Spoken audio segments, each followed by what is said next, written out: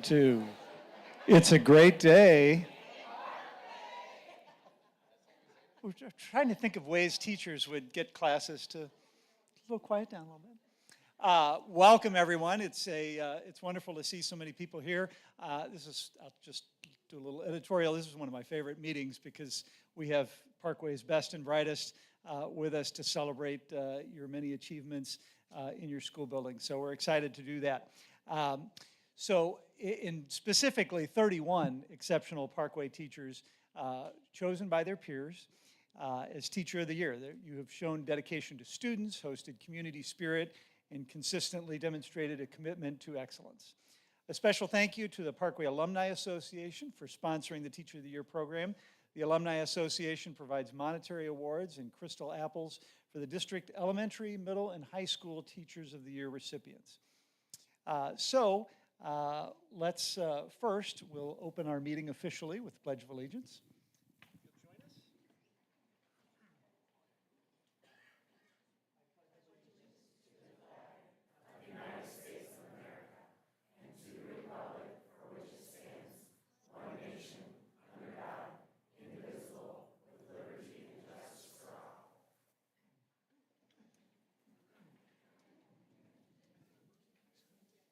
So with all that said, the board members are going to get up, and if we could please welcome Dr. Tiffany Holman-Best to introduce our Teachers of the Year.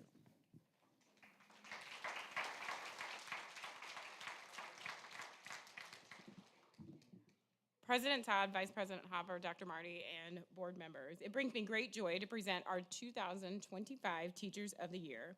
Because of their sacrifice and dedication, our students are reaching their goals, coming closer to their dreams, and they are well on their way to changing the world. Teachers, please come forward as your name is called. From Barrett's Elementary, Carrie Frazier, art teacher.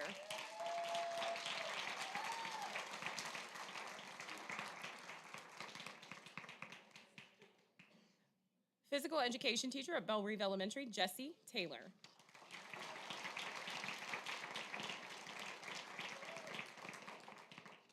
First grade teacher at Carmen Trails, Cece LaMarche.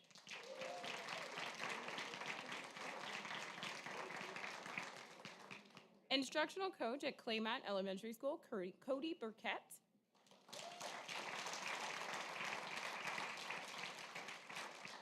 From Craig Elementary, kindergarten teacher, Emily Waldman.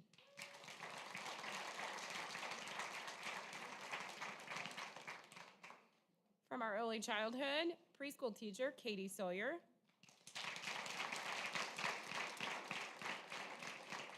Third grade teacher, Green Trails, Ashley Holly.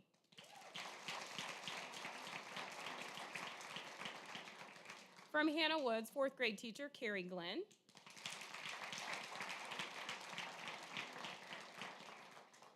Kindergarten teacher at Henry Elementary, Danielle Terranova. From Highcroft Ridge, Kimberly Rudd, first grade teacher.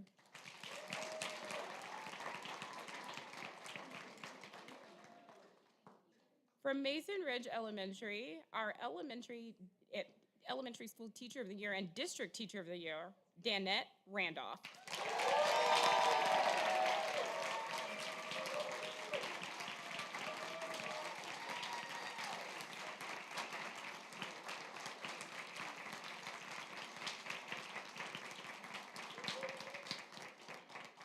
Fifth grade teacher, McKelvey Intermediate, Emily McCarty.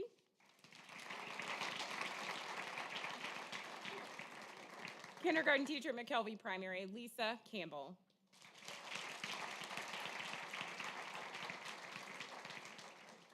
From Oak Brook Elementary, physical education teacher, Jenny Cooley.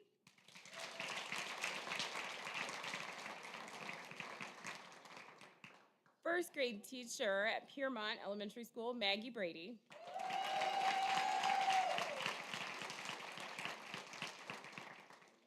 From River Bend, Stephanie Laggy, kindergarten.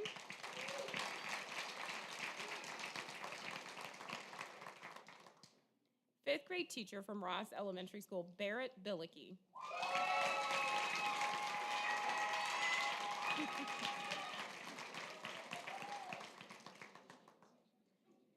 Reading Specialist at Shenandoah Valley, Kathy Brown.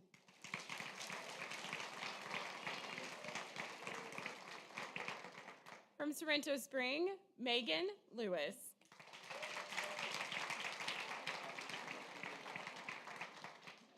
And from Wren Hollow, Emily Duvall, counselor.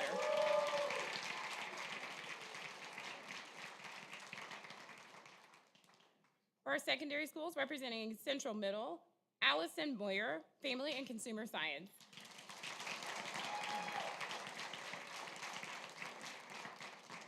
From Northeast Middle, theater teacher, Jack Gully.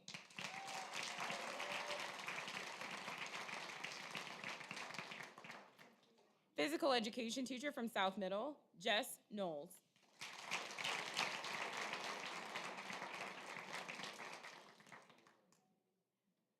From Southwest Middle, Alyssa Della Camera, math teacher and middle school teacher of the year.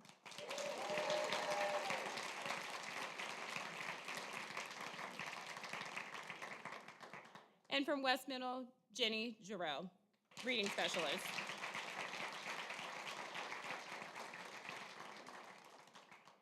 Representing Central High, Kristen Ream, science.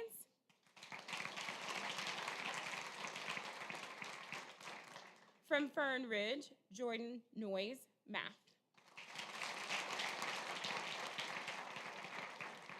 ESOL teacher from North High, Trisha Frank.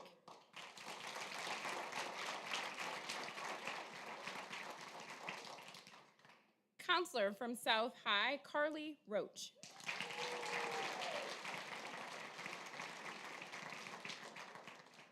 And from West High, Jeff Chazen, social studies, and also high school teacher of the year.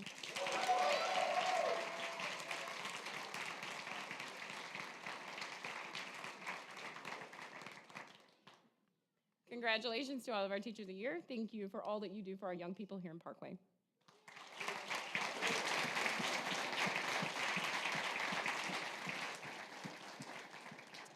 Next, please welcome Dr. Keith Marty to the podium.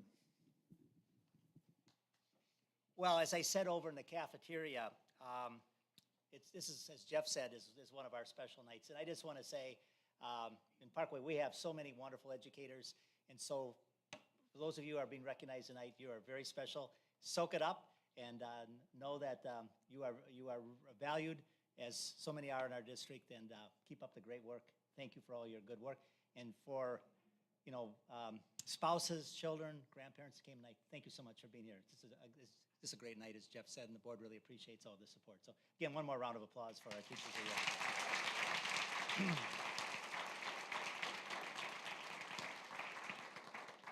Well, besides recognizing teachers, this is Board of Education Recognition Month. And so the people, not just the gentlemen, the young women and the gentlemen in front of me need some recognition as well. Yeah, all younger me. And it is my pleasure to recognize this exceptional group of individuals who serve our district. In a democracy, there is no better example of a democracy and the way we do business than an elected Board of Education, because this is at the local level. These individuals run, as we saw last night during our candidate forum, because they love their community, they love children, they want to do the best they can to ensure that public education and the well-being and the education of our children continues. So we're very, very proud of our board here in Parkway.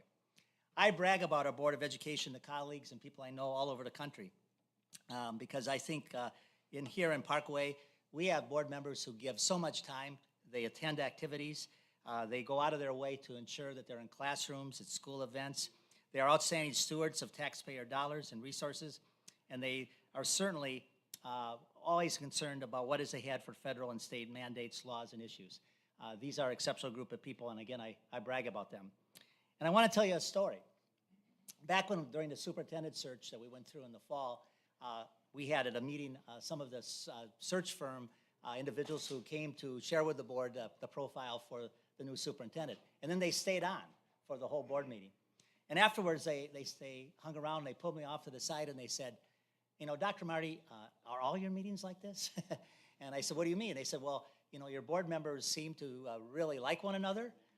They cooperate. They seem to like you as superintendent, and you all work well together. And I said, no, this is like all our board meetings. And they go like, well, you should be one lucky superintendent, and you're one lucky district to have a board that truly enjoys their work, is representative, understands their role, and understands how supporting administration and teachers is so valuable. So with that, I think they need a round of applause, don't they?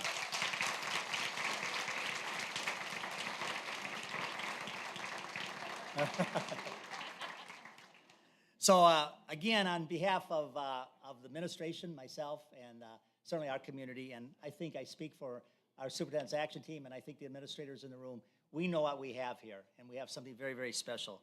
So I'm very, very proud of our board. I'm very proud to have served with 18 board members in my tenure in Parkway, and I've had the pleasure to see a board turnover because none of these individuals were here when I came, but they've carried on the tradition of Parkway, how important representing our community are, and they have been exceptional and continue to be exceptional. And I know with a board election coming up, the community will do its due diligence in making sure that we have just outstanding people on the Board of Education in Parkway.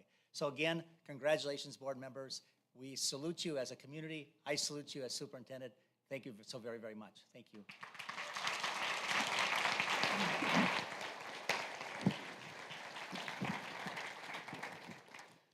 Couple final thoughts. Congratulations again to all of our teachers. Thank you to the members of the Teacher of the Year Selection Committee, chaired by Paulo Ribeiro from Southwest Middle. Although I know they enjoy reading the nominations, it's not an easy task to narrow down the search in the elementary, middle, and high school and district Teachers of the Year. So thank you for all your efforts in doing that. Thanks again to our teachers, their families, administrators for joining us for this special recognition. We'll now take a brief break and we'll resume the meeting shortly.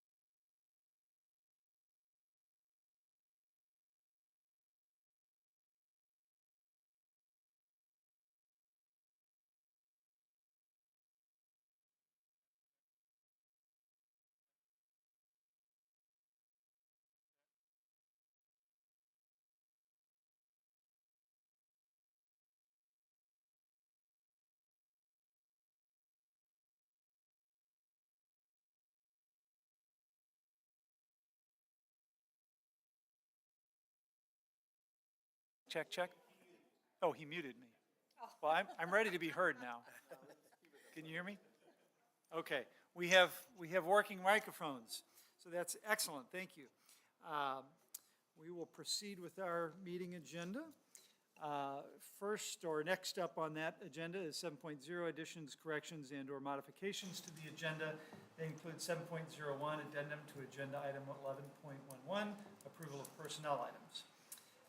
Next up is public comments. We provide an opportunity each meeting for citizen comments in an effort to maintain an open, respectful dialogue with our community. Public comment section is not the appropriate forum for addressing individually identifiable student and/or personnel matters. Therefore, due to privacy laws protecting students and employees, comments about these matters should not include personally identifiable information about particular students or employees. Members of the public, staff, and students are encouraged to utilize established policies and procedures for offering suggestions or addressing concerns and complaints prior to bringing the issue before the board. Please be mindful that the meetings of the board, including your statements at the podium, are broadcast, and that you are responsible for any public comments you make. In lieu of a public statement, you may choose to submit your comments to the board in writing.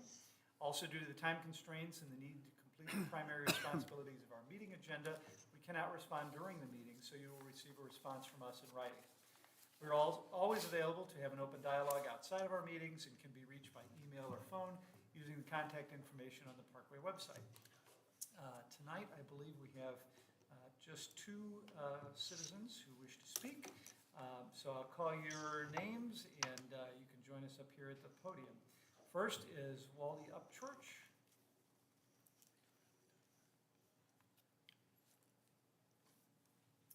And each speaker will have 3 minutes to make their comments.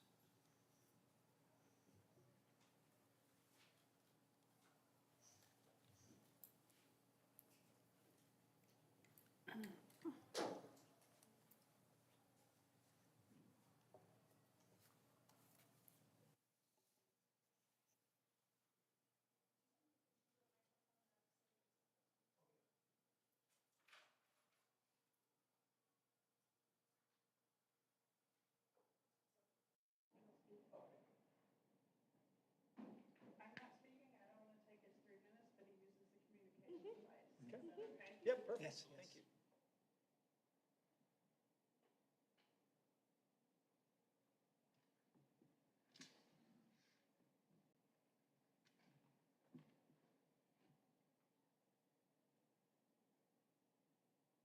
Hi, my name is Wally Upchurch. I am a graduate of Parkland Central. I started at Parkland North but transferred due to safety concerns. I am in my second year of the Succeed program at UMSL, focusing on sports management. I also volunteer at the Center for Families at St. Louis Children's Hospital.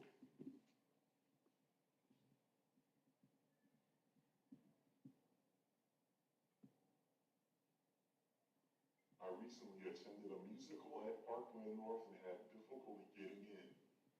The entrance led right to a staircase, and there was no plan for entry for people with mobility challenges. The student at the door went over and tried the elevator, but it was locked. She went to find a staff member and removed the ticket counter so I could get in, and my mom tilted my wheelchair over the electrical cord and back to the walkway to the elevator. Then the staff member used his key card to unlock the elevator, and then we could go upstairs. After the show, the staff member met us and walked back to the elevator to again unlock with his card so we could go down.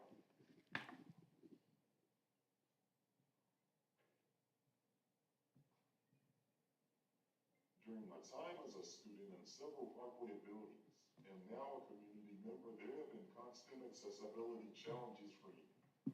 We always hear that the buildings are old, and someday will be brought up to date and made accessible, but that doesn't help now. I know you can't immediately make all the buildings accessible, but I think you could do more to make the events accessible. Accessibility planning, communication, and training could be part of the planning for each event. This would make it less challenging and more enjoyable to attend events for students and family members with mobility challenges.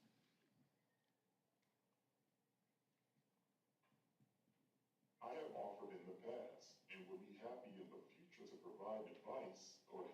accessibility tours in any building. I would be happy to provide my contact information. Thank you very much. Thank you very much. Next up is Dorothy Schroer. Hope I pronounced that correctly.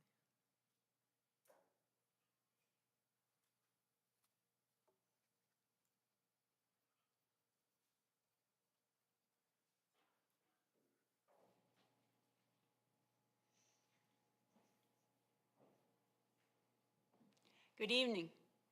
My name is Dorothy Storer. I am a resident of the Parkway School District and a taxpayer. Thank you for your commitment to our school district's mission of ensuring all students are capable, curious, caring, and confident learners who understand and respond to an ever-changing world. I am encouraged to hear that our next superintendent, Dr. Schneider, echoed her full support for both our mission and strategic plan at the Parkway State of the District. Specifically, our strategic plan calls for 3 focus areas that will guide the district's actions: student achievement, equity, and well-being. The equity portion includes implementing a comprehensive plan to reduce disparities in opportunities, outcomes, and a sense of belonging between groups of students. This includes developing systemic responses in areas of curriculum, diversifying candidate pools, and adjusting policy and practices to promote equitable experiences and increase positive outcome for all students. As a member of We Can Assist and Parkway's community, I am heartened to hear that the Board of Education and Superintendent will uphold this strategic plan that was formed over a year with the input of thousands of community members through focus groups, community meetings, and online forums. We Can Assist challenges the board and Superintendent Schneider to end suspensions for kindergarten through 3rd grade, to truly bring our strategic plan to fruition. Thank you for all of your work in the days ahead that is sure to be challenging in this ever-changing world. Thank you. Next up, may I have a motion and a second to approve the agenda for the regular meeting of the Board of Education as scheduled for March 12th, 2025? So moved. Second. All in favor? Aye. Any opposed? Motion carries 6-0. The next regular board meeting will take place on Wednesday, April 16th, 2025, beginning at 7 p.m. here at the Parkway Welcome Center. The board's annual organizational meeting will also take place that evening, starting at 6:30 p.m. Next up is 10.02, board candidate filing. There are 4 candidates who have filed for the 2 open positions in the Parkway Board of Education. The candidates in order of filing, and as their names will appear on the ballot, are, and if you're a candidate here in the room and you hear your name, you're welcome to stand or acknowledge yourself. In order, on the ballot, Jeffrey Spector, Mia Robinson, John Kilper, Ali Seco. The election is Tuesday, April 8th, 2025. The terms of Robert Reedy and Jeffrey Spector expire in April 2025. Next up is Board Superintendent reports. Start with Matt.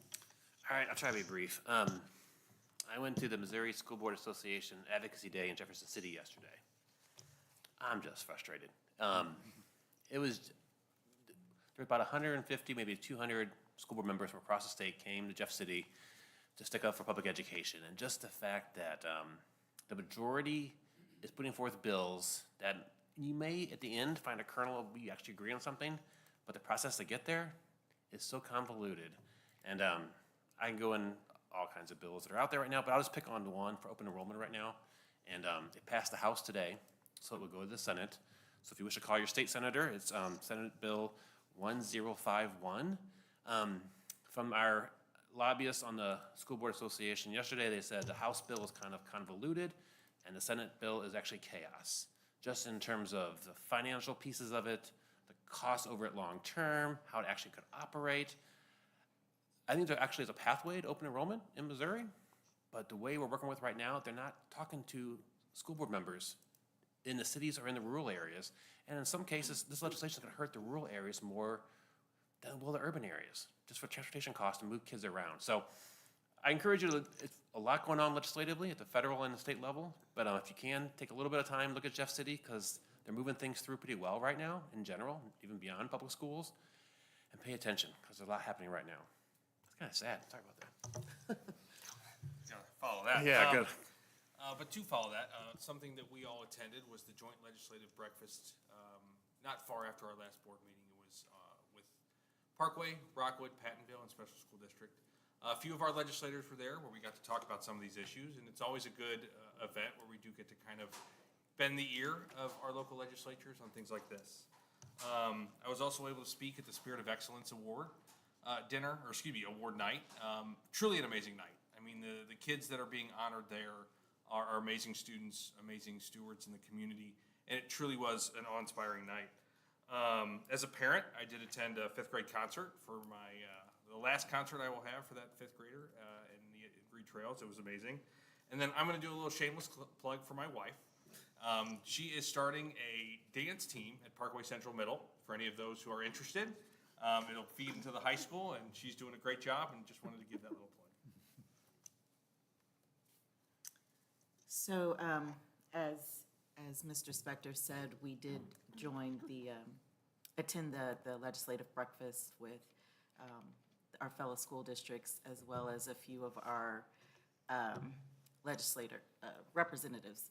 And I will say I was a little saddened that we didn't have as much political representation of our elected officials as I would expect. We are constituents of their districts, and we have a lot of discussions that we would like to have with them in regards to public education. But other than that, it was a very, very well-attended meeting by the rest of the districts. I also attended the Spirit of Excellence last month, and I've attended, I don't know how, at least, I think this was probably my 12th year, I think, attending, and it's always an amazing event. It always ends with our STEP team, our district award-winning STEP team, and that's always a fun event to see as the last part of a celebration. And then I also, as a parent, attended my son's West High and West Middle band concert, which took place at Principia, so that all of the students could participate. It was a great event, great turnout, and there was one more thing I wanted to say, sorry. Take your time.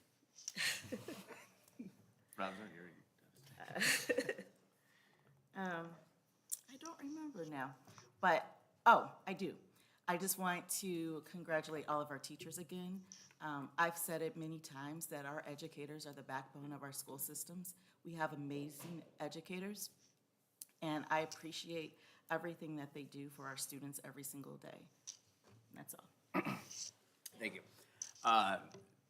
This gets redundant sometimes because we all do similar events, and I think Matt spoke more eloquently than I can about the political landscape of Missouri, but I also attended that legislative breakfast, and as Tiffany pointed out, the turnout's disappointing, but sort of what you'd expect from a state that spends the 50th most of any state on public education.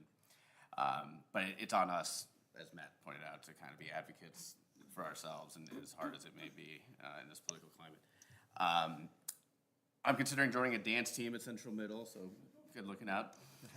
She'll cut you. I also attended the Spirit of Excellence Awards, which I very much enjoy attending. It's, there's a political climate in this nation that's taken hold in the last few weeks, and a lot of it is sort of anti those sort of events, and obviously that's to me, it's unfortunate. I think it's really important that we honor students that have to, that have overcome things that, are part of communities that have traditionally been disadvantaged.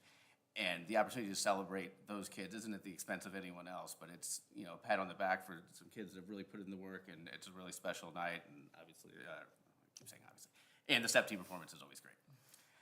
A few weeks ago, I was emailed by a teacher at Shenandoah Valley to come read to her third grade classroom. And it blows my mind that third graders want to hear from a school board member, but I went, and it was wonderful, and it was just fun to be in a building and fun to see the happy faces. And my daughter picked out the book I read, so I read about little penguin Pip Pip. But apparently the other people who had been invited to read brought 2 or 3 books, so I had to sort of stretch out the meeting by kind of doing a little Q&A with the kids about things they like about their school, things that they think could improve, and I got a lot of the usual answers to those questions that I'm familiar with, recess being longer, that sort of thing. But one of the kids, I guess they'd had a fire drill the other day where they happened into the teacher's lounge. The kids didn't know that there was such a thing as a teacher's lounge, and so they asked me if I could look into adding a student's lounge to Shenandoah. So we're going to probably have to add that to the agenda, because I thought it was a great idea. And finally, I just want to echo my colleagues' thoughts. Tonight, obviously, the night we recognize the Teachers of the Year, and it's, Parkway's a lot of things, but it's a lot of great educators, and it's so nice to have a night to honor them and all the teachers, and thank you all again for everything you do. A couple of weeks ago, on March the 3rd, I attended the Special School District Governing Council meeting, at which we elected our special school district representative for Parkway, and I'm pleased to report that Erin Beaver will be our new director on SSD Board of Education. She's a Claymont West Middle mom, and her daughter and husband were actually present during the hearing, which was kind of fun to get to have them see their mom in action. And she has an occupation in genetic counseling at Washington University School of Medicine, and is familiar with the SSD process and the education that they provide to our students. So I'm very pleased to report Ms. Erin Beaver will be our Parkway representative on SSD board now. Last night, I had the privilege and honor to attend the West Middle Concert Orchestra.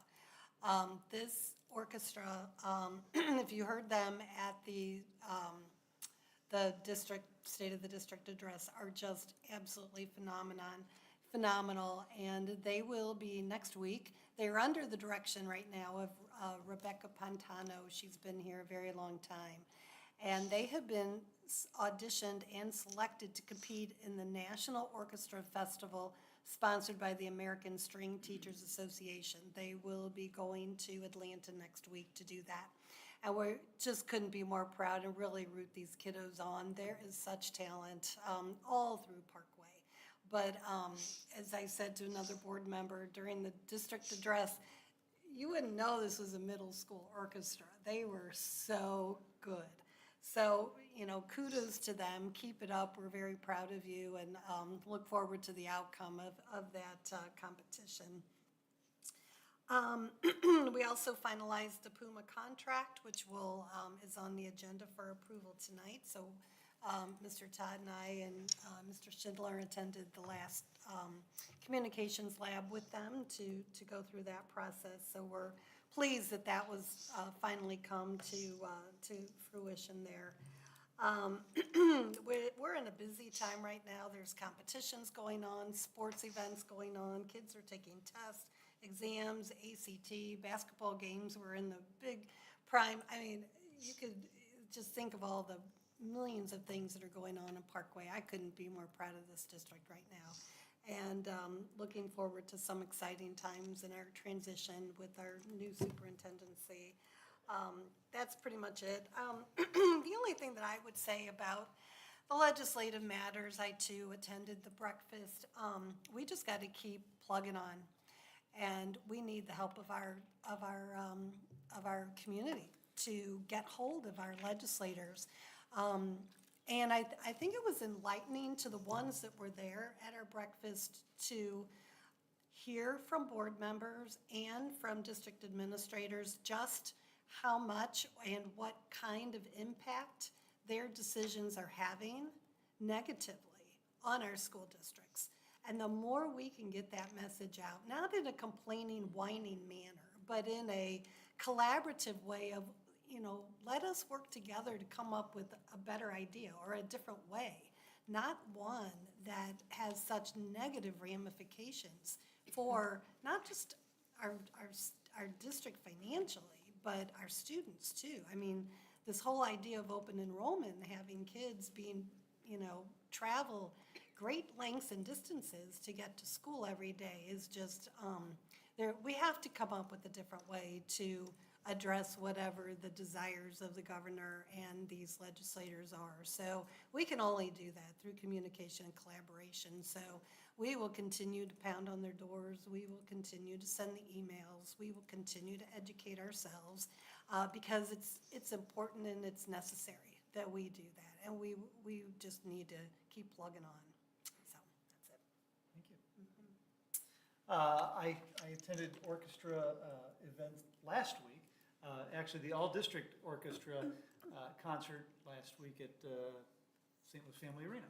Dr. Buckner and I were there waving the Parkway flag, and just as Debbie mentioned about the concert she went to, just an amazing group of musicians. I didn't have to tune any violins this year, so that was relaxing. So I could just sit there and enjoy the music, and it was delightful. I also want to thank the League of Women Voters, who somebody mentioned was here last night.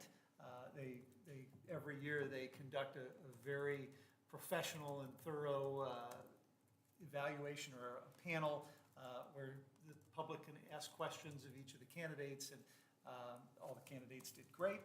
So we have 4 really good candidates this year, which we're all thankful for. Then I will mention that Dr. Schneider has been in the district several times since last board meeting. I met with her over the weekend.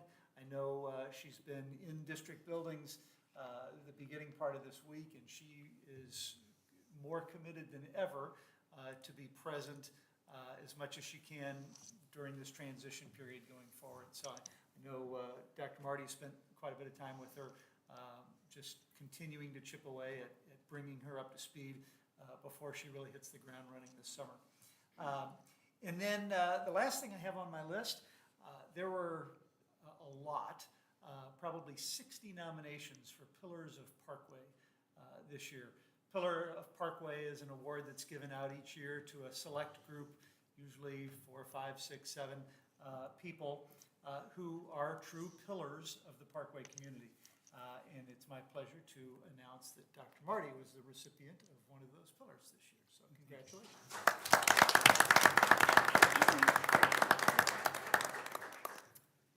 Thank you very much, and I'm quite honored.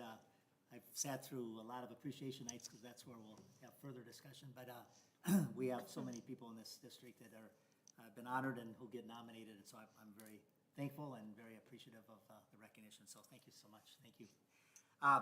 Speaking of Matt started it, but one of the messages that I'm trying to pass on, and Annie Dickerson is kind of our legislative liaison from the communication department when we talk to legislators. I think that so much of what is going on in Jefferson City is this idea that we have to have more choice, and that's kind of the purpose of open enrollment. And one of the things that, and I know we're a unique district in many respects, but one of my messages constantly is leave us alone, because I think we can do choice internally. We don't have to necessarily send children. I think one of the ideas is, well, you have to have open enrollment so children and parents have choice. Well, I think Parkway, we're pretty fortunate to have some choices within our schools and curriculum and activities, and we can do more, and we can continually need to look to do more. So that's been kind of a theme. So for any of you who want to think about what kind of message you can send to legislators coming from Parkway, I think we've done a good job over the years to try to think differently about education. We have personalized learning, we have Spark, we have a number of things. And again, we could do a lot more, but I think the idea that you have to go somewhere else is sometimes an interesting message, because you can go somewhere else and you might just get the same thing. You just drive down the road, and so I think we really can really use that as a theme if you're looking to, how do I communicate with legislators? Talk about the good things we got going in Parkway and the good tradition we have and the good job we do to make sure that all our students are taken care of. I have been really, talk about all that activities going on, it wasn't mentioned, but I know some of you have been attending. I think I attended 3 high school musicals in the last couple of weeks. The latest at the West High School did Adam's Family over the weekend. And again, our students, they just do a great job. We heard about the North. I was at the North and also at Central High School. So wonderful job by our theater groups in our high schools at this time of year. I was at the national conference last week, and one of the general sessions started with our North High School choir last year. They came, our association came and did a recording, and that was featured. There was 4 choirs nationally that were featured as an opening and talking about the importance of fine arts and music in particular in our schools, and our North Choir was one of the features. And so I was thrilled to be recognized with all the people in that general session that Parkway was recognized as one of the contributors. A couple weekends ago, I attended the State Elementary Administrators Association conference and their special banquet. And Jody Oliver from Henry was the St. Louis area Principal of the Year, Elementary Principal of the Year. She was among a group of 11 that were honored that night, and it was great to be there and be part of her recognition. We've had a lot of Principals of the Year, and our own Nathan Birch was State Elementary Principal of the Year last year, and Nathan spoke and did a wonderful job in terms of an address to inspire his honorees and all of us to support the good work that's going on in elementary schools. I have spent time with Dr. Schneider, both here and also at the she was at the national conference, and I have to tell you, she is getting excited. Really is getting excited, as Jeff said, to get here into Parkway, and we'll stay in communication and continue the transition. A couple other things I would just say is I think maybe I should knock on wood saying this, but maybe we're beyond the weather now and can start looking to spring. Shouldn't jinx ourselves, but I know Dr. Bogus is hoping that we're done. But I think we've had a rough winter, and I really, again, want to keep thanking our staff and our families and our students for putting up with some of the changes that we had to deal with through the last couple of months. I would just also that Jeff and Debbie and I attended a meeting recently with our police and fire chiefs. We are so fortunate to have so much support from our law enforcement, from our fire departments here in Parkway, and I think we're told that again they're going to continue that good work with certainly the new superintendent and continue to work with our administration. I believe that is did somebody attend South Special Olympics last week, South High School? Just want to recognize that they had I was out of town and it was Special Olympics, but again, and I know West is coming up. All our high schools do Special Olympics in either the fall or winter, and North will do theirs in the spring. So always a great time. So that's it. Thank you. Thanks so much. Next up is our consent agenda. We've all had an opportunity to review that, so may I have a motion to approve the consent agenda as presented in the March 12th, 2025 board meeting materials. So moved. Second. Anything to be pulled to action or closed? All in favor? Aye. Any opposed? Any abstentions? Motion carries 6-0. We have no action items tonight. However, we do have some policy reviews. So I'd like to welcome Dr. Greg Matheson, and it looks like maybe Dr. Kevin Beckner to join us. If there are any questions, we'll call on Dr. Bogus maybe later, maybe. And Dr. Greg Wagner. So, Good evening. good evening. Do not have necessarily a presentation, but an opportunity for the board if you have any questions regarding the proposed JG-R1.BP, a lot of letters there, around our student discipline, and by technicality, it is the technology misconduct, item number 2. The entire policy is about 12 pages printed, so in the memo that I sent to the board, we only gave the small snippet of the part that we are proposing a change to around cell phone and personal technology use. Okay. So just open to the board for questions. First off, thank you for putting this out. I mean, I know there was a lot of work and a lot of input. One question I have from an elementary, middle school perspective, the use of wearable technology. What does that look like? Because I know I've got an Apple Watch, but there are some watches that don't have cell phone or texting ability. What does that look like in practicality from a wearable technology? Yep, that's right. That's actually been a pretty deep conversation because in some of the conversations, having discussion, first of all, around the policy, it's giving some overarching umbrella language. And number one, we want to make sure that as we're working with our principals at each level, they're going to be consistent. At the elementary level, we're going to have consistency around the consequences for a first violation, second violation, third violation. At middle school, the same, and third, and for high school, similar. The conversation around watches, specifically smart watches, it's not listed as smart watches, but that would be under personal technology devices because that could change. It could be the Meta Ray-Ban cool sunglasses that my neighbor has. Those are actually pretty sweet. But it could be something else. No plug. I'm not sponsored by them. But these look good too. They're old school. But you could have all different types of things. What we want to do is to protect that instructional time and the distractions that are happening within the classroom and within the schools.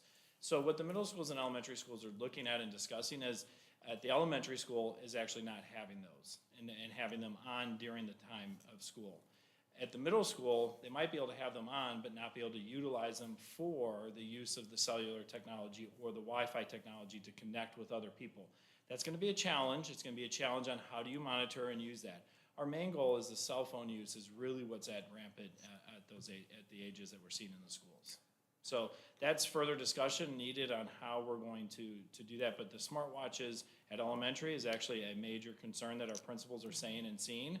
Not as much on the cell phone. So there's conversations that's happening in the elementary level that we will keep you informed on how that's going to look.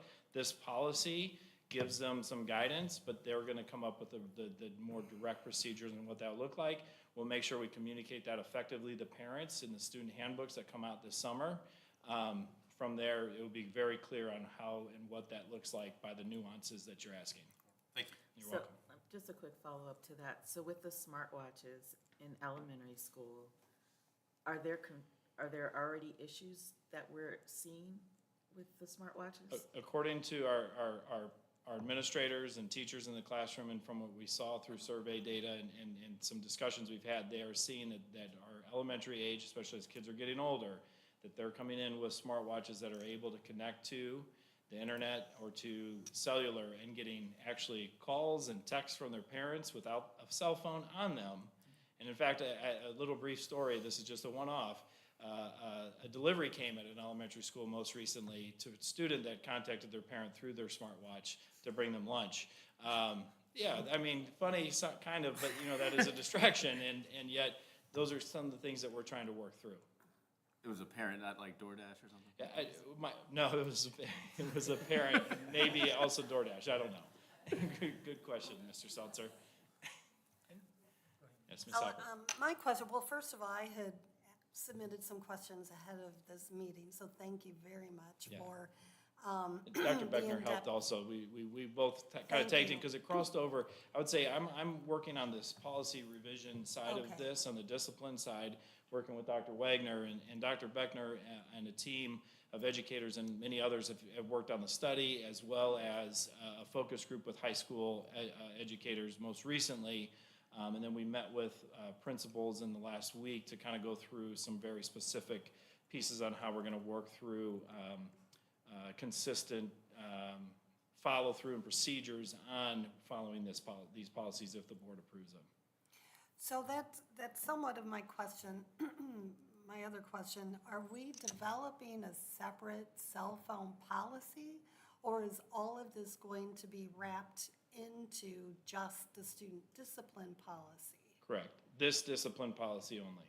Correct. So what you're asking, let me make sure I'm gathering this correctly.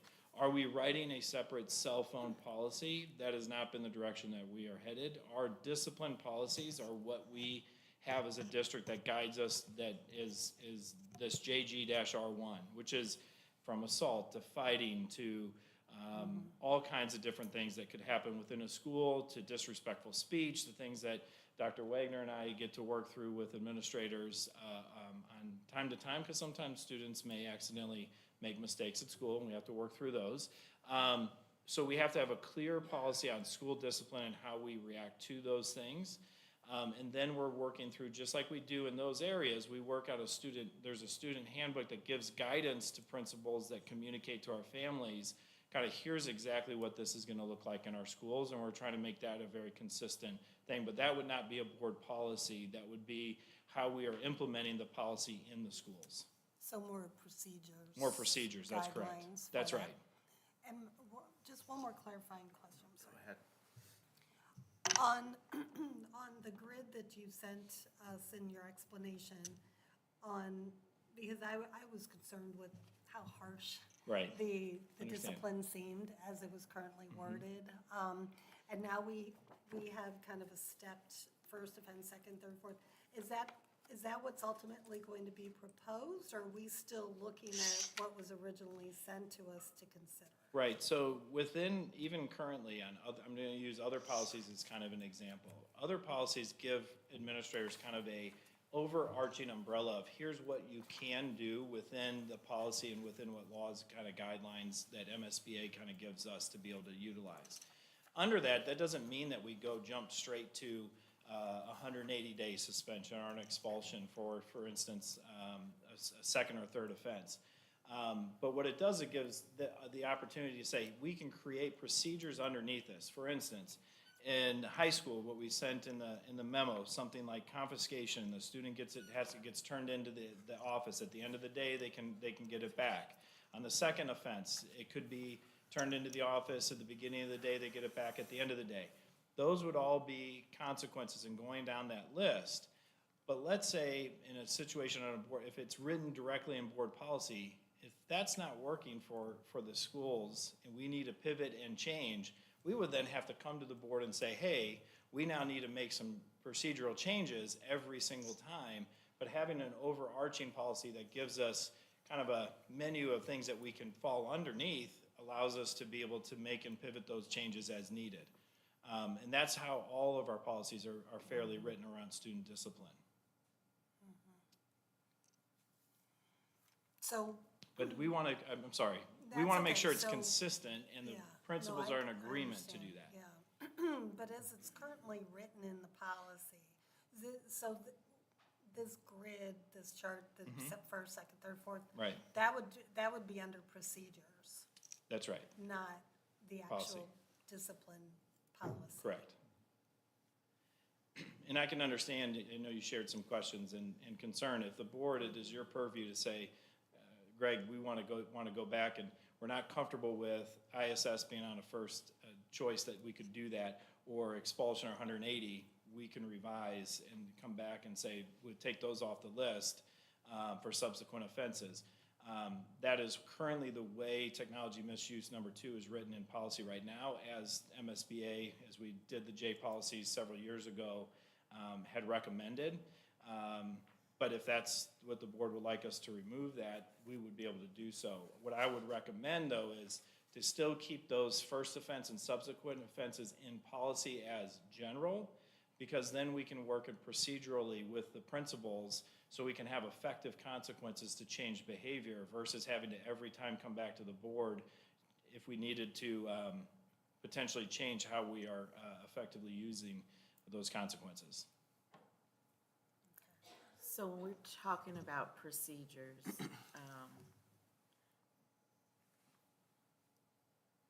will they be consistent from building to building? Yes, that is what we're communicating with principals, and they're in agreement to do so.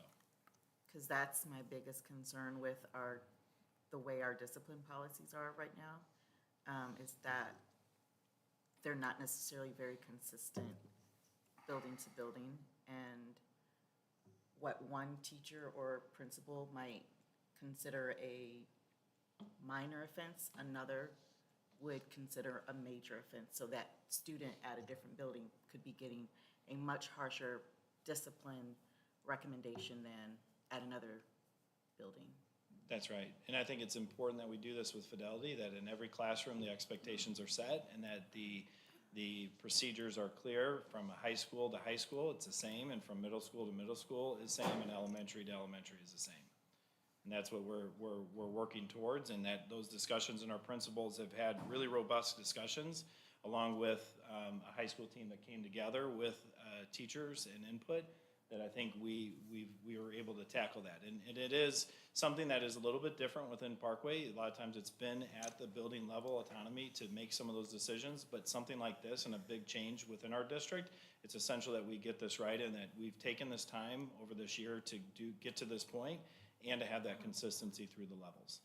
And building to building, and again, high school, middle school, elementary, the consistency at those three levels.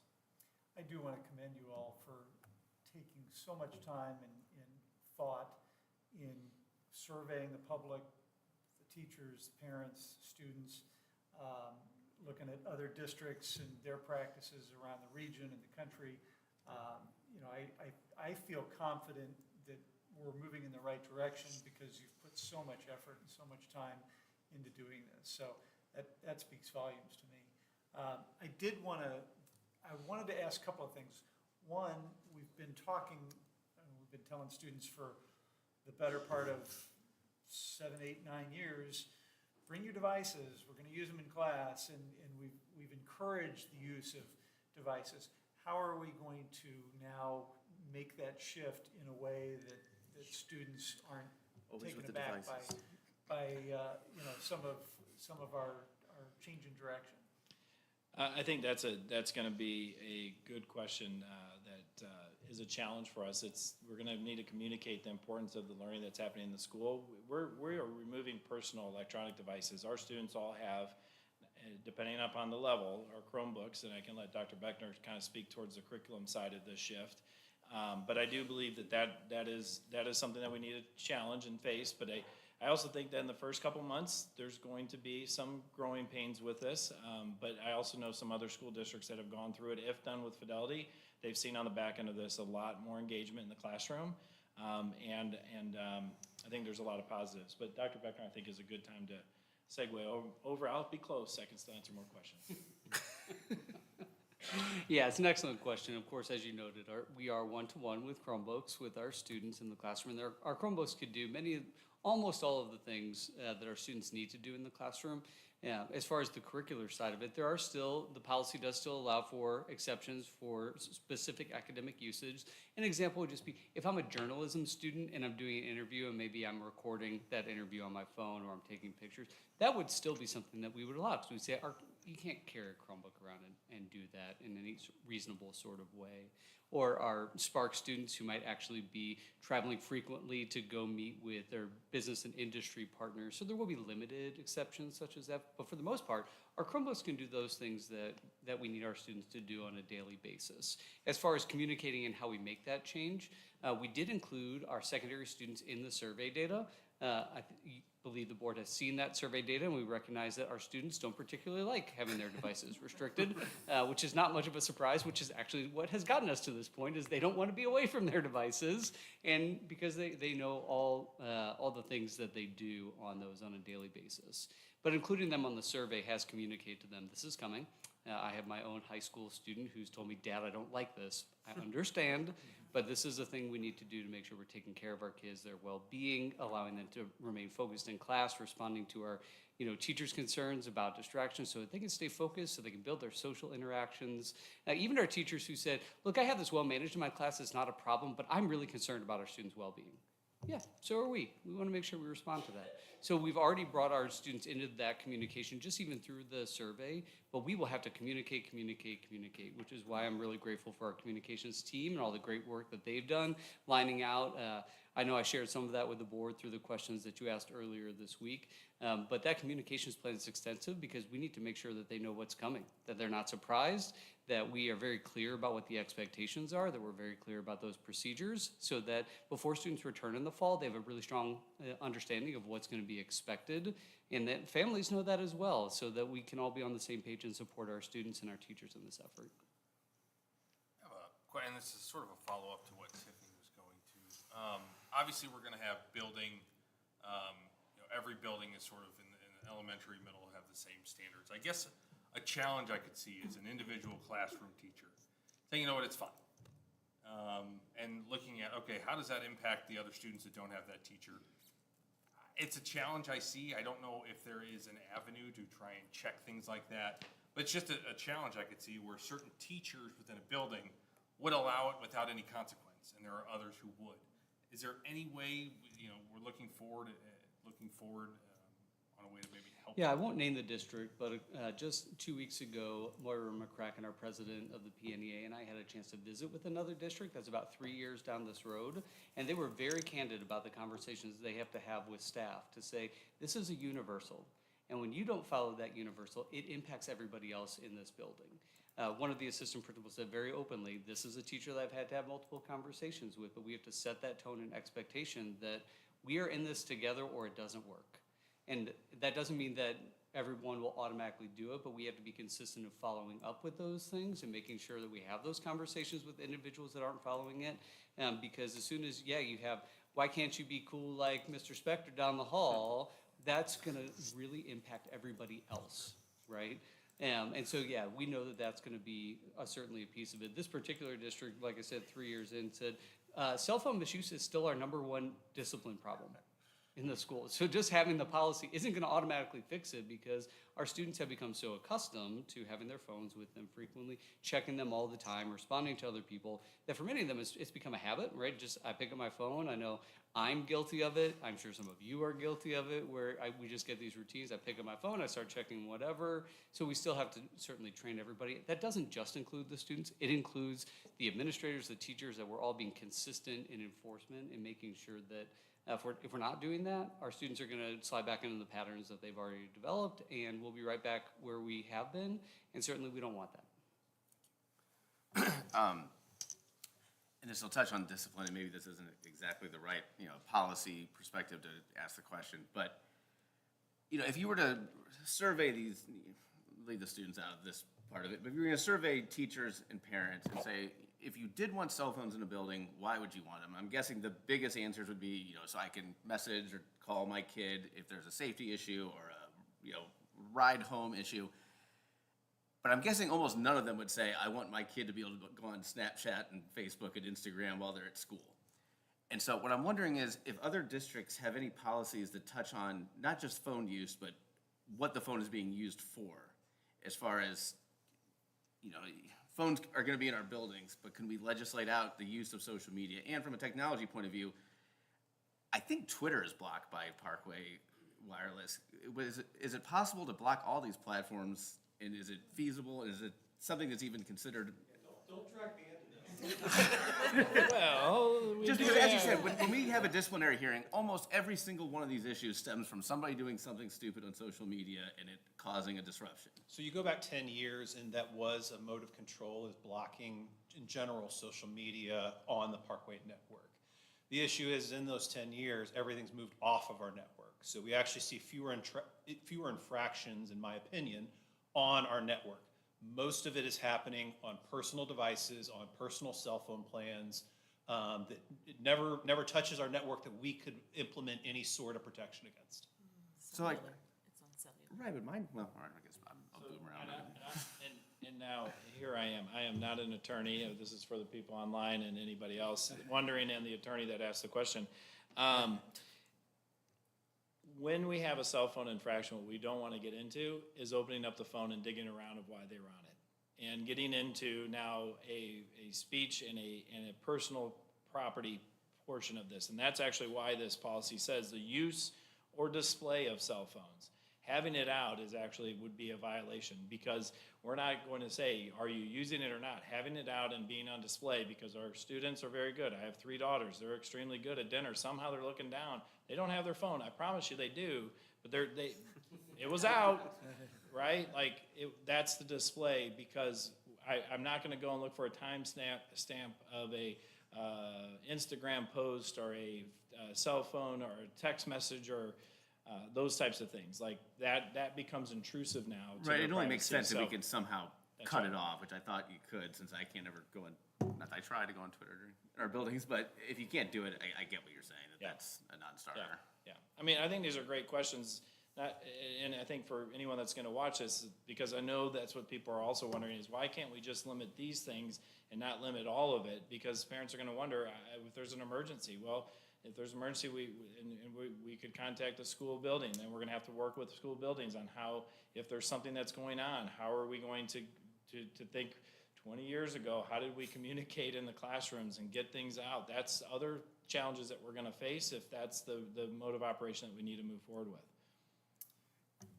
I was just going to ask, I know we have some students who use their phone or some type of electronic device to monitor personal health situations, whether it's diabetes or different things. How are we going to support those students? In addition to that, how are we going to help other students understand why a particular student might have a device out when they're not supposed to? Right, so to tackle, and I want to tackle the first question. I might need you to repeat the second part of that. The first part is, under federal law, protects students who would have a medical plan, an IEP, or 504 that has this written in.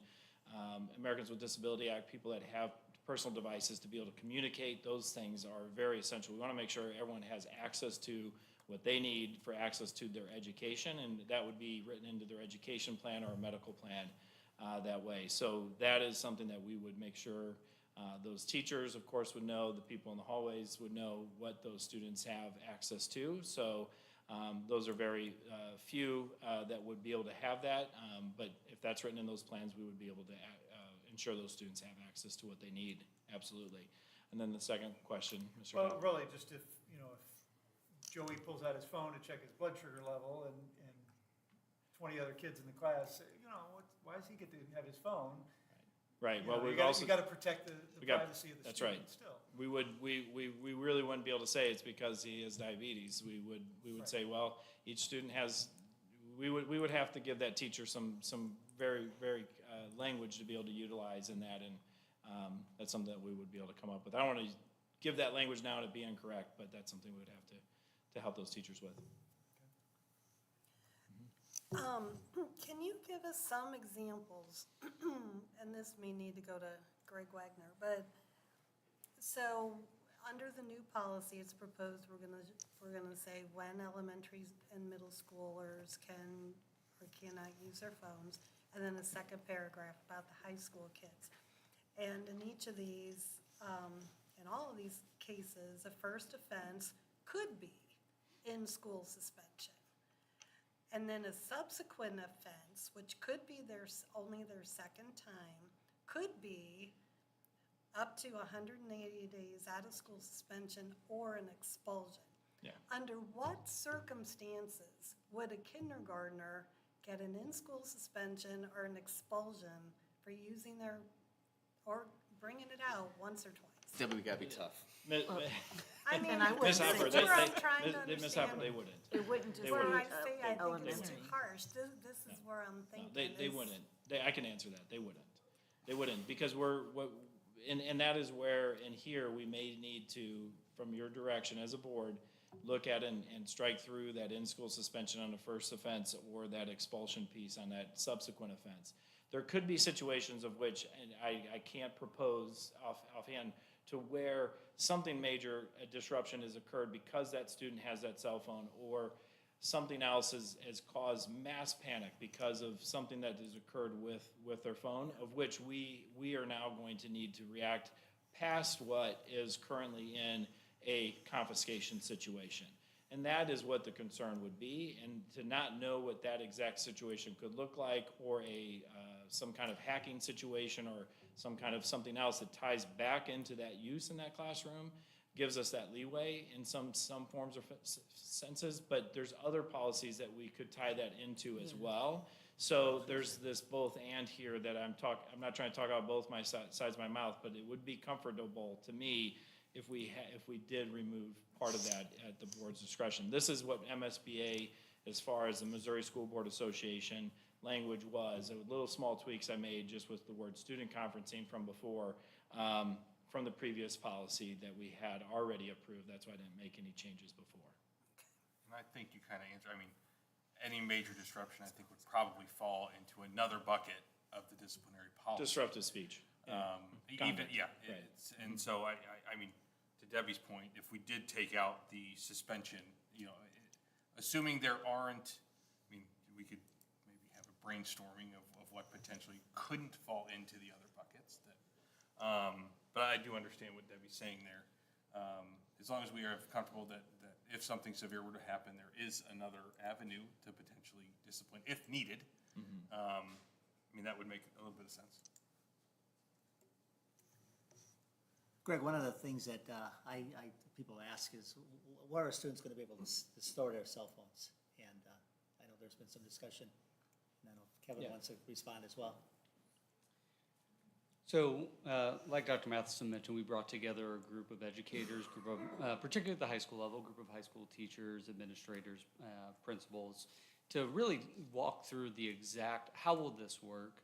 So we have, while we're not ready to bring forward an exact, here's the plan, what we are bringing forward to our teachers, and our principals brought forward actually on ACT Day in the afternoon after students left yesterday, was that we would have a place in the classroom where students would store their device at high school when they come into the classroom. That would become part of the expectation. You walk in your room, you store your device. We have visited other schools who have that in place, and in fact, if you've been walking through many of our high schools, a lot of our individual teachers are already doing that. So for many of them, that is not a new practice, but to make that consistent across our schools so that our students can learn that habit of I walk into class, I put up my phone. I walk into class, I put up my phone. That's what we're working towards. So like I said, we've just been getting feedback on that for the first time yesterday, and we need to get our principals back together and collect that feedback and make sure that we've got that. But that is what we're moving towards, is something where we would have a consistent practice. And we heard in visiting some other schools that do that, a lot of benefits of doing so. The real challenge we have, and I worked with that group of teachers, the first thing we did was actually do a pro-con on off and away, meaning you just have to have it away somewhere, versus having it stored somewhere in the classroom. And after making that list, we saw that there's pros and cons to both, no question. Yeah, but there's a lot more cons with just the off and the way approach, because a student could have off and away in their pocket, then they go use the restroom, and all of a sudden, they're texting about what they want to do. I know you as the board have heard discipline incidents where, students plan a fight with their phone in the bathroom. Like, we want to avoid that kind of behavior. And having it off and away, having it stored in the classroom in a place, they can see it. They know where it is. When they come in, they have a standard procedure. When they leave, they pick it up. They just get used to that approach. Other districts that are doing that have reported that they've had success with that, but it does there's a learning curve for sure. So that's, Dr. Marty, to that question of what's the storage piece. We're not ready to say that's for sure what we're doing, but that is what we have been proposing to our teachers and getting feedback on. I just have one last question, I promise. Are cell phones permitted on the school buses? The way that this reads, it says including arrival, and I wasn't under elementary and middle. That I is a wasn't great clear. question that we're discussing with the principals, and we need to make sure there's consistency within that. And in fact, right now, some schools do not allow them on the school buses, and some schools currently do.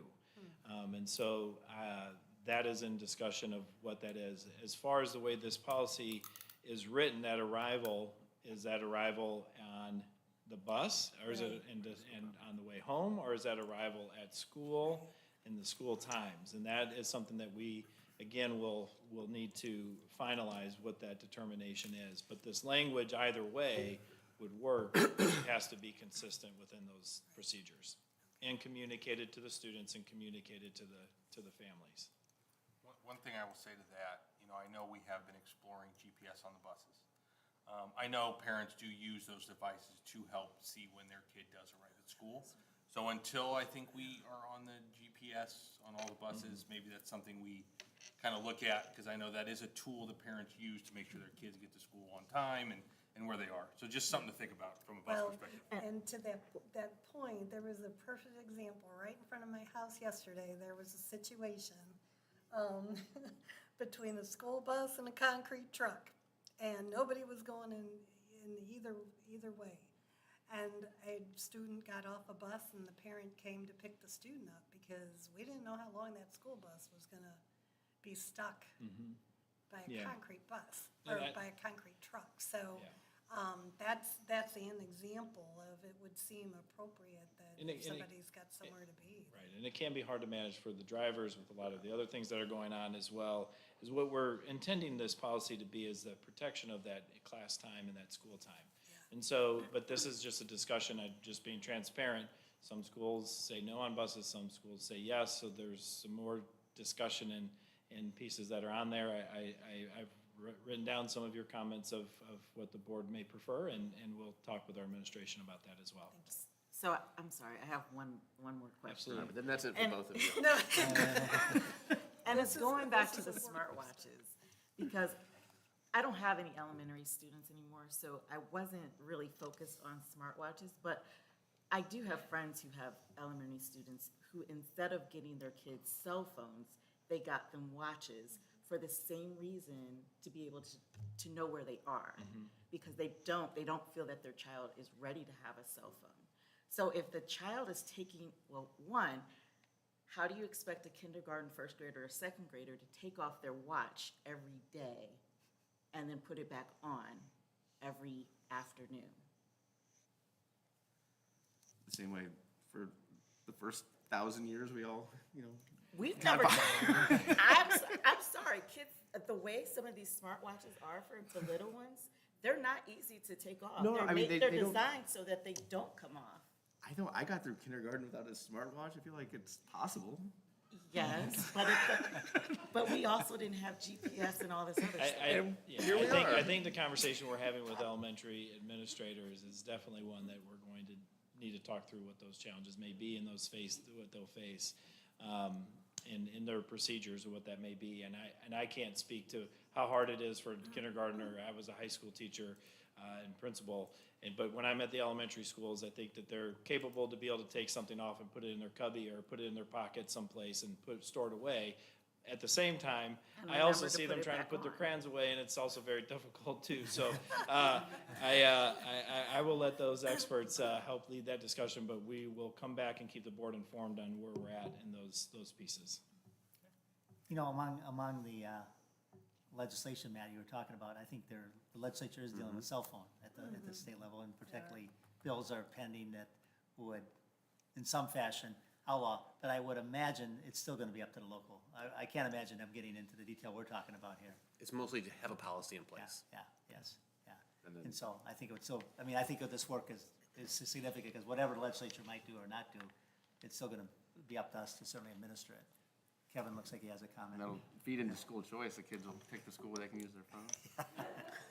Just want to make one more comment on this. This is exactly why communication is so important, that we have to make sure we're really clear with those families who, I send my child to school with a smartwatch in elementary school. What are we going to expect? What do we need to plan for? Is it when we're like, I need to attach it to their backpack at the beginning of the day so I know that they then have it on the bus? Like, those are the things, these are new behaviors that we have to train people, because our current policy has allowed it to be, well, everybody has just created their own patterns of behavior. And now we're trying to say, actually, we need to behave differently. So we have to be really thoughtful about how we communicate with our families about that, because we recognize that there are a lot of valid reasons you might want your elementary child to have their smartwatch so that you know where they are, that they arrived safely, or that they got to so-and-so's house, or certainly understand all that stuff. We're not trying to take that away at all. We just want to eliminate those distractions in the classroom. And now it's about how do we do that in a way that's going to be as least disruptive and as smooth as possible. And we're going to have to just really communicate about that with our families so that everybody's on that same page. And speaking of communication, why are we doing this? We want our students to have an opportunity to learn effectively in the classroom, and for teachers to be free of, having some of their students be distracted. So we're back to why. The why is we want our students to have an experience in a classroom where they're truly free of all these other things that could be interfering with their learning, right? That's kind of and so I think we have to educate parents about this, and parents may have some other attitudes.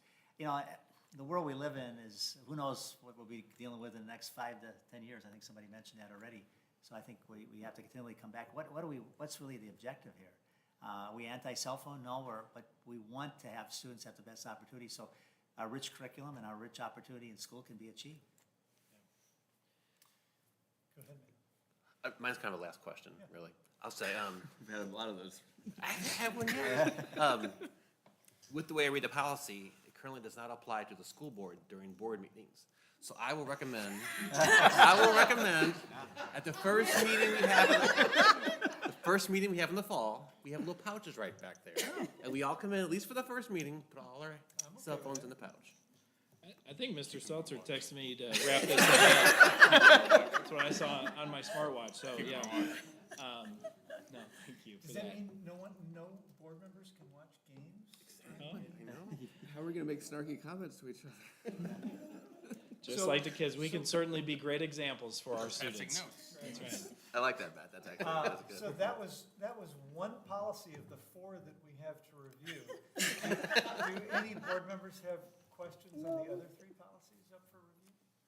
I'm good. I did look at them and I was fine with all of them. Thank you all again very much. Thank you.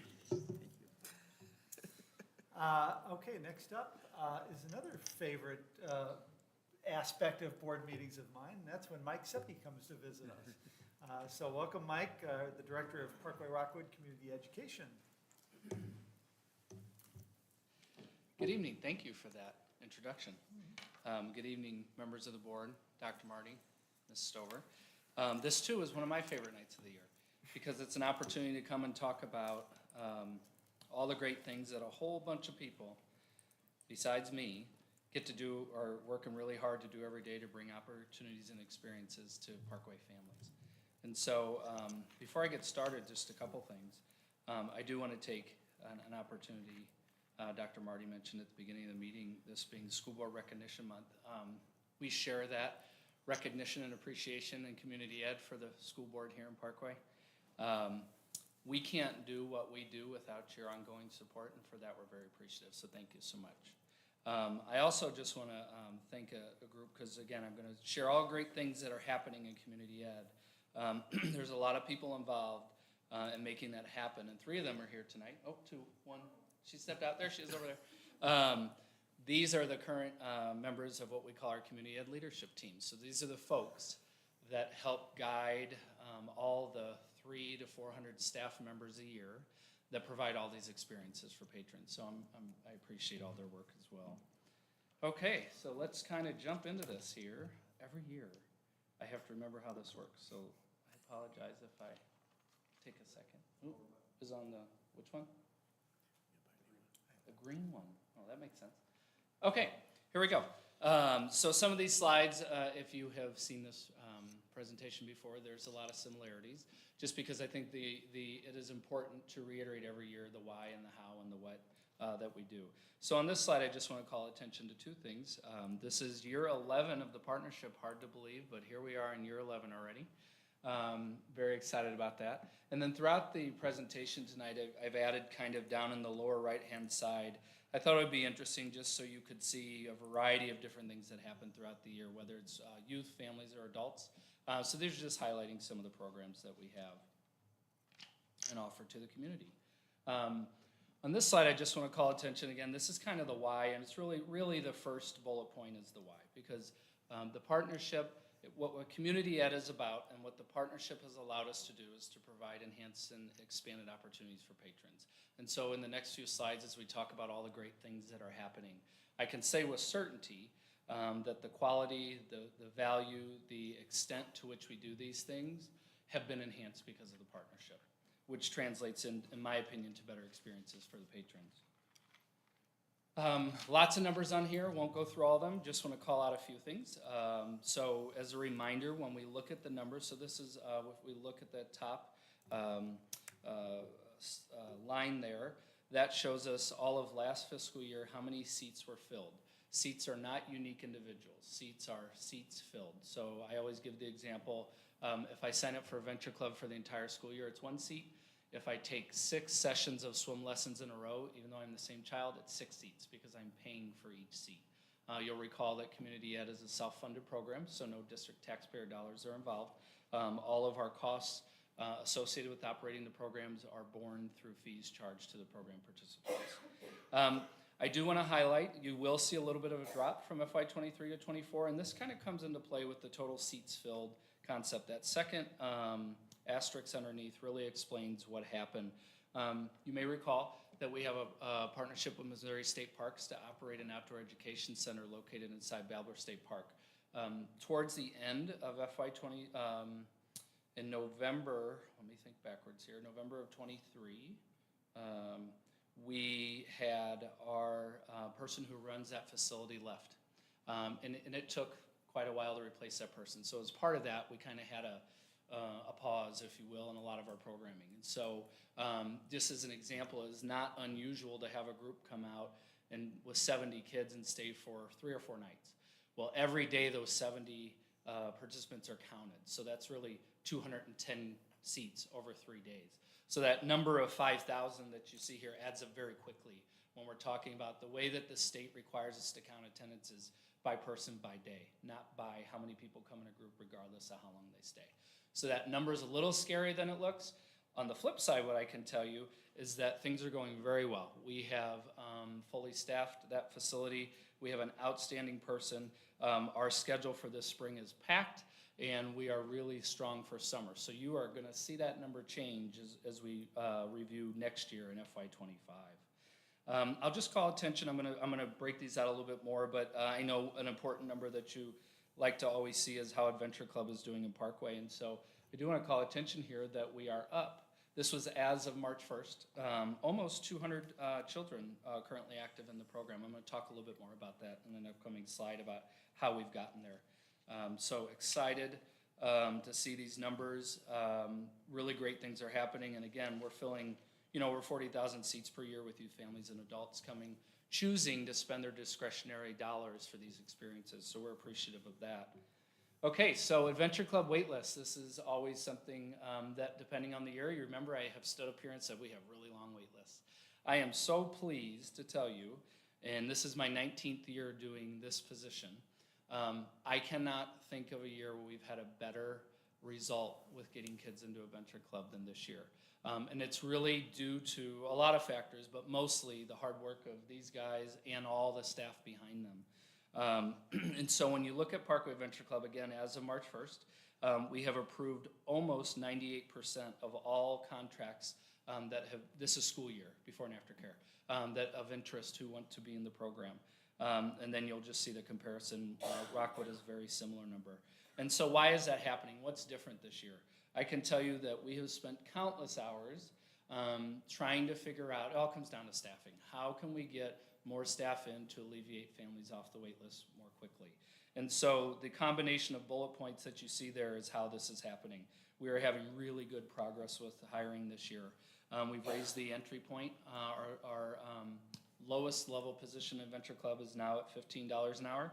But we're using a lot of new tools for communicating that we have openings, and I won't read them all there, but you can kind of see all the various ways that we're getting the word out about what we do.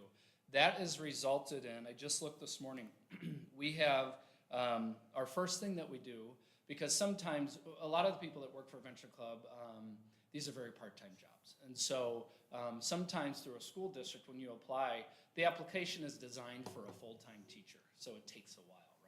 And so we've created a new system where we have a very simple, it's a job form, very similar to a Google form. We ask people to fill that out first. So everything we do guides them to this form. They give us some basic information, and then we call and talk to them about everything before they even go through that whole step. And we're seeing a lot of good progress by kind of eliminating that barrier up front until we know that they are interested, as are we, till we ask them to go through all those steps. And so we have received darn near 700 of these job forms this year so far of people who have expressed interest in working for Adventure Club. Now, what I will tell you is that number is fantastic, but when you look at all of those avenues by which we promote, the capture rate's quite low. And it's not unusual. We're not doing anything. We're not worse than anyone else. But if we're getting 15% of those coming through the door ultimately to work for us, that's really good. We're actually tracking all this year. We're trying to find out where we're losing them in the process from the time they submit the job form, then they come to an interview, then do they fill out the application, then do they actually start work. So we're actually doing tracking. We're going to have data and see exactly where we're losing them to see if we can maybe make some of those other steps more efficient to try to get more people into the program. But again, we're at about a 15% capture rate. So what that tells us is, let's just say we need 100 new staff every year for Adventure Club. Well, then we can work backwards and equate that to, well, how many job forms do we need to get if we think we're getting 15% capture rate? So then we can start looking at, we ask people, one of the questions every time is, how'd you hear about us? So we're finding out where they're coming from, and then we can put more time, energy, and resources to those avenues to try to get more. It's working. As I mentioned, I've not seen these numbers in 19 years. It's really, we're having really great success with staffing an Adventure Club this year. Okay, So next up, I always like this slide. Every time I get a chance to talk about community ed, I do this because I think it tells such a story. So as we stand here today, March 12th, there are over 2,500 people participating in a community ed program across Parkway and Rockwood. A lot of that is Adventure Club, of course. But when we look at the breakdown of those participants, our youngest today is 8 months old, taking an infant swimming class. And then our oldest, I love this, we have an 88-year-old doing aqua aerobics and an 84-year-old doing country line dancing. So really just, I always like to show the variance of just how we are trying to provide service to all members, all patrons of the school district. And so now I'm just going to kind of focus in very quickly. As you know, we spent a lot of time over the last couple of years talking about the swim clubs and what that looks like. And so I want to give you an update on where things stand on that. And I will start with, by spoiling the punchline, is that things are going very well. Where we're at is for the current school year, the Parkway and Rockwood swim clubs are still operating as separate programs, but you'll recall starting the FY25, Parkway Swim Club moved under the umbrella of Community Ed, which meant all the employees, because Rockwood is the fiscal agent for Community Ed, are now hired through Rockwood as Community Ed employees. They share an office together. I hear them laughing and talking and sharing best practices. They have been working together very, very well, not only with maintaining the programs that they have separately, but they're spending a tremendous amount of time preparing for next year. And so, which of course next year is when the combined club will launch. Swim seasons start in August. So even though technically it'll start with the fiscal year, from an employment and a positioning standpoint, the swim season doesn't actually kick off till August. And so what you see there is just the current swim club membership as of March 1st. These numbers have a tendency to go up and down throughout the year because when girls' high school swimming is happening, some of the members will drop out during high school swimming and then they'll come back. So it's kind of a snapshot in time. What I will tell you is that the Parkway numbers are a little bit lower this year. As you know, there's pool construction. And so with one pool down, what that does is limit the size. We have to move some groups to other pools. And so some of our group sizes have a limitation this year, just based on the construction schedule. That'll all change. So it's a little bit down, but it's still moving quite strong. Okay, so as I mentioned, planning continues for next year. The coaches are meeting regularly. I think they're certainly every other week, if not every week at this point.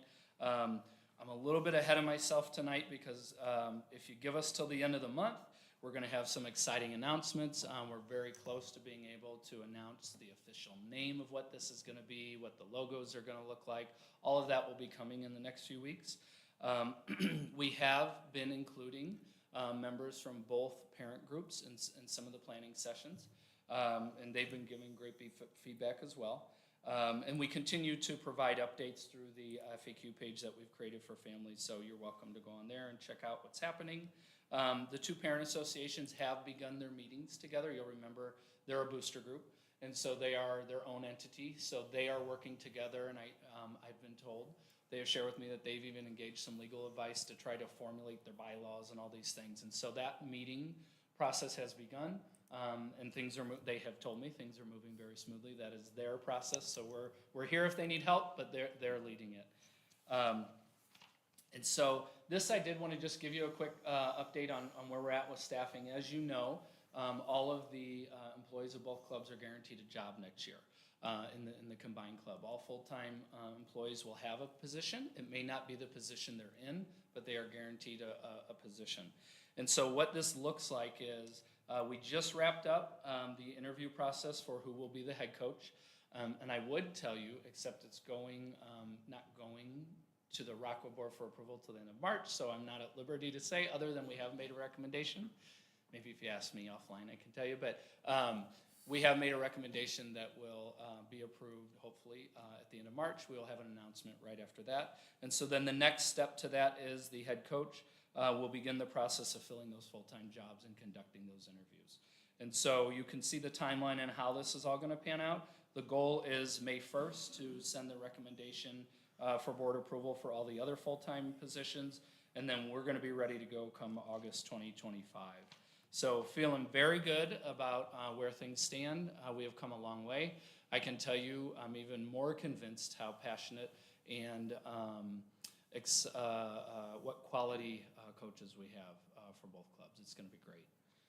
Okay, so kind of in wrapping up here, what do we have looking ahead? So FY26 and beyond. I won't read through all these. I just want to highlight a couple of them.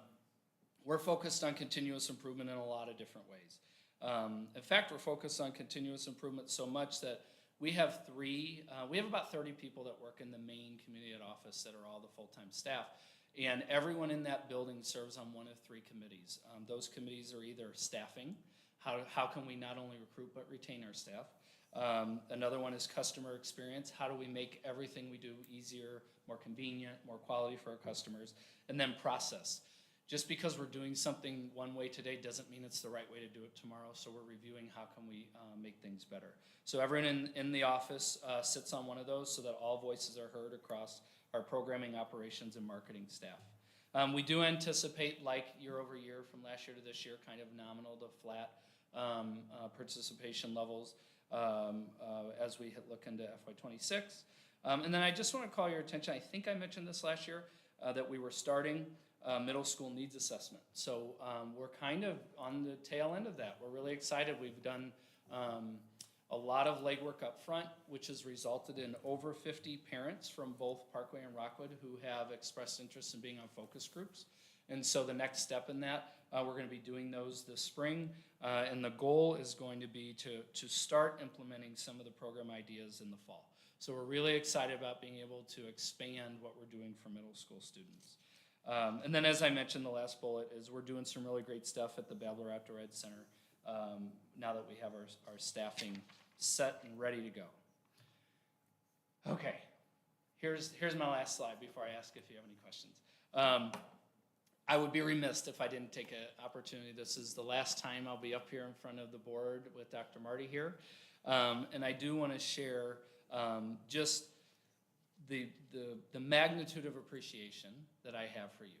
So as you know, you and I, this is the 11th year of the partnership, but we've been working on this a lot longer than 11 years. And as I think back over those 11 years, or 13 plus-ish years, and I think about all of the individuals who, from both districts who have played a part in getting us where we are today, there is no one that has played a more critical role or been a bigger champion than you. And I know that I speak on behalf not only of these folks here with me tonight, but the 300 plus employees who are just so appreciative of everything that you've done. Your leadership, your mentorship, most importantly, your friendship has meant the world to us and me personally.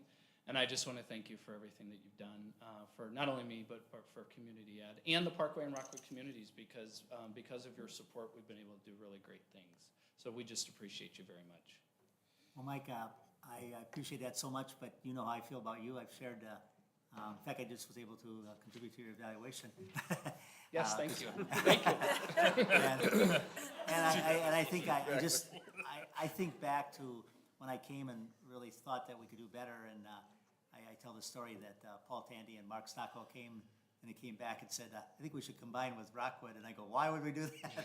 And that was a great recommendation, and Mike, your leadership and the leadership of your staff and your consistency is also been something I've really enjoyed, and to watch us work through some of the issues, the latest, trying to make the swim club bigger and better through the combination, and many things we've worked through. I just appreciate you and your leadership and what you've meant for both communities. So thank you for the comment, but likewise, I have great admiration and hope you'll continue leading this effort. I know we had the opportunity when Dr. Schneider was here to sit through. I mean, Dr. Schneider was able to sit through and meet Mike and get to know Community Ed a little bit, and I know she'll be supportive and want to continue that good relationship with you and the whole program. So thank you so much, Mike. I appreciate it. Thank you.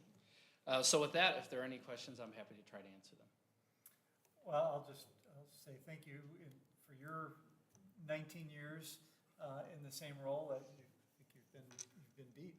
He's outlasting. But thank you again for everything, and I mean it when I say that I look forward to this. I look forward to that slide of the wide range of ages that are participating. The only question I have is, we talked a lot about swim club, what about swim school? I Yep. know we had, what, 1,500 kids in the fall and the spring Yeah. a year ago? Is that still Yeah. about the same? Yeah, so we're doing very good. As you know, prior to combining the swim schools, Parkway West was a location, as well as Crestview Middle School. And if you'll remember, Crestview Middle School in Rockwood used to be a high school, and so now it's a middle school. The middle school doesn't use the pool. That's really our home base of operations. It's about, I think, just under 3 miles from Parkway West. And so, knowing that the swim club was in need of more lane space for the club, it made sense to move the West swim school lessons down and combine into Crestview, because we just have the whole pool there. That is solely for the swim school. Swim club really doesn't use that pool at all. And so between the Crestview location, we also utilize Kirkwood High School and Rockwood Summit High School. And then in the summer, we add Eureka High School. And so we are still going very strong. What I will tell you is, we're always looking at demographics, right? So swim school is very much about young kids. So just as we see when we look at district populations and the number of elementary students maybe ticking down a little bit, we see that with a lot of our programs, including swim school. But it is a program that still fills up. I mean, it's just a very, very quality program.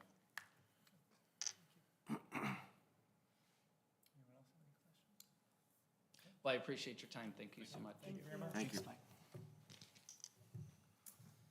All right. Next up, we have a little work to do. So I would invite Dr. Mike Bogus, our Chief HR Officer, to join us and talk about the calendar. All right, good evening, President Todd, Vice President Hopper, members of the board, Dr. Marty, Mrs. Stover. I left my phone and my smartwatch on the table, actually along with my wallet and my keys, so Dr. Beckner. Yeah. It is that time of the year where I get the privilege and opportunity to present to you the upcoming 26-27 proposed academic calendar. Oh, green button. Before we begin tonight, I would like to highlight that this is a collaborative effort that takes months to get to this point. The District Calendar Committee is comprised of teachers and administrators from all levels, as well as members of the Communications Department, the Human Resources Department, TLA, Student Services, and the Athletic Activities Department. We are 21 members strong, and I'm honored to present our work tonight to you. Our journey started in September with an initial meeting designed to gather our hopes and dreams regarding this calendar for the 26-27 school year. Each member shared their thoughts, and that list was utilized to create a first draft version that was then moved to a smaller task force to meet in October. What we heard loud and clear was to mirror as much as possible the 25-26 calendar that was approved last year for next year.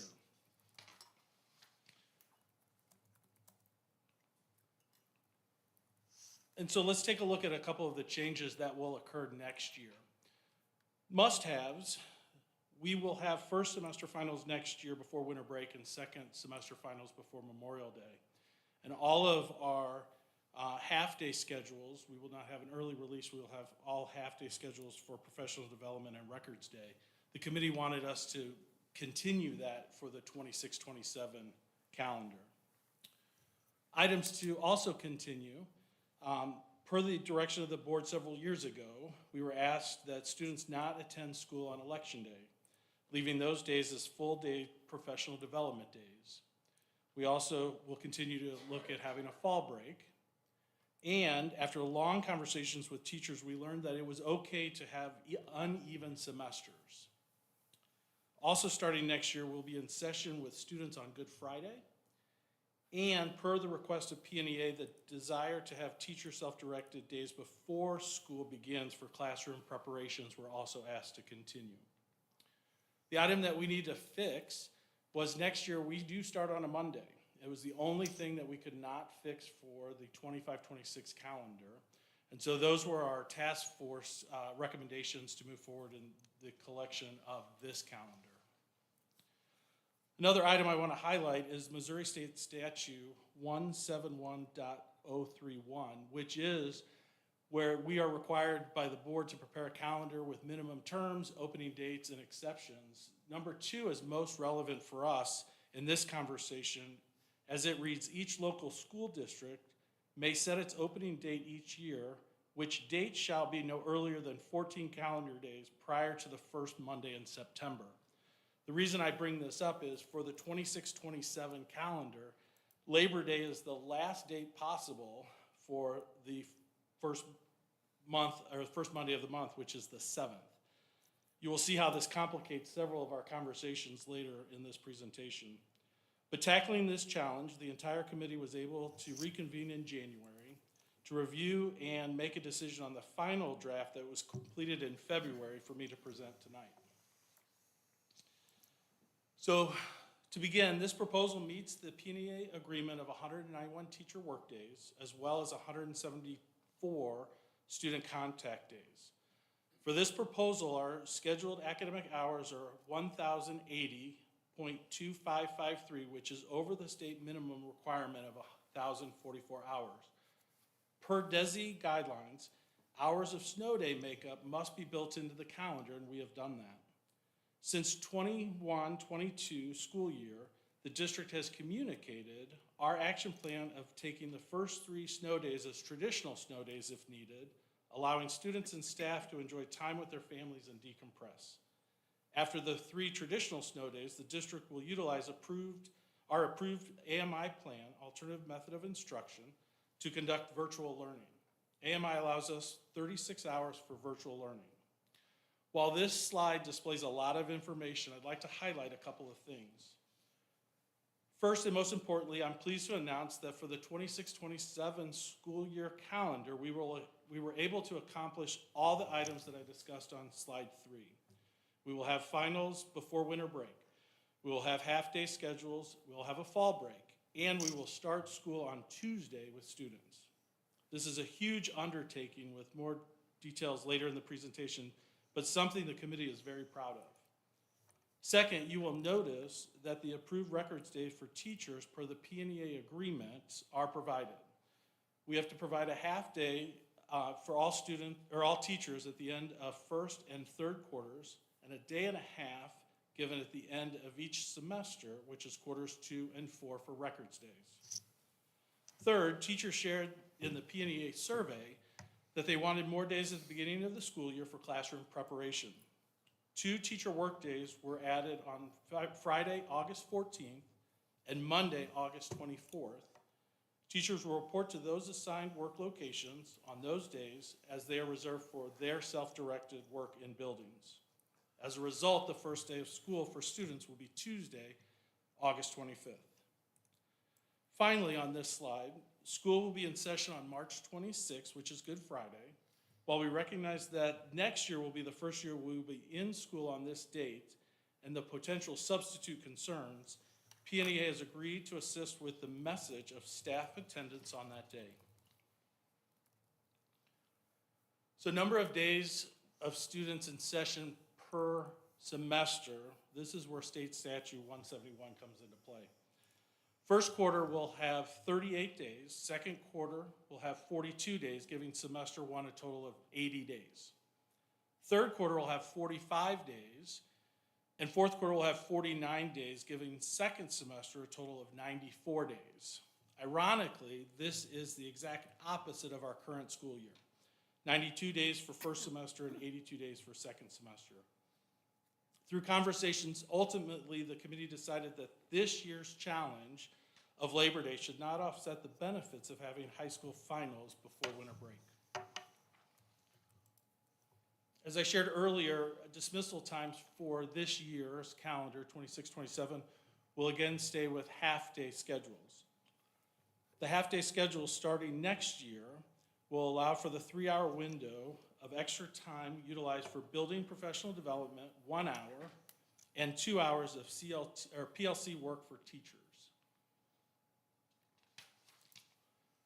Another concern noted at the beginning of this conversation that both parents and staff is the concern of having students in session on both the November and April election days.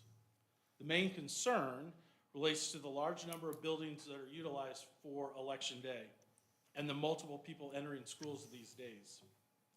As a result, both days will mirror each other and are full professional development days for staff, with no students in session.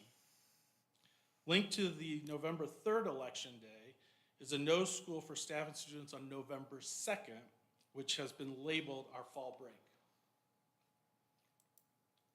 So the question has come up, especially lately, why are we different than other school districts in the area?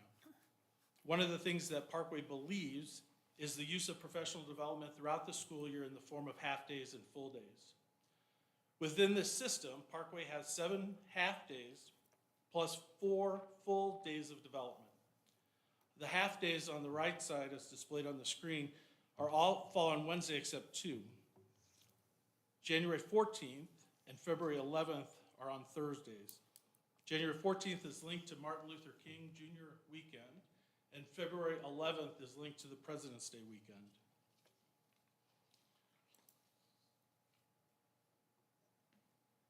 To avoid the district calendar appearing too busy, teacher-related dates continue to be outlined by month on a document called Important Dates for Teachers and is available on Inside Parkway.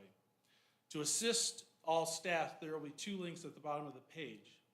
The first link directs them to a list of the work calendars for 26-27, separated by classification, which outlines contracted work days, contracted paid holidays, and unpaid work days. The second link will be the 26-27 professional development calendar that is located on the teacher talent development work page. Also at the bottom of the right corner are religious observant days.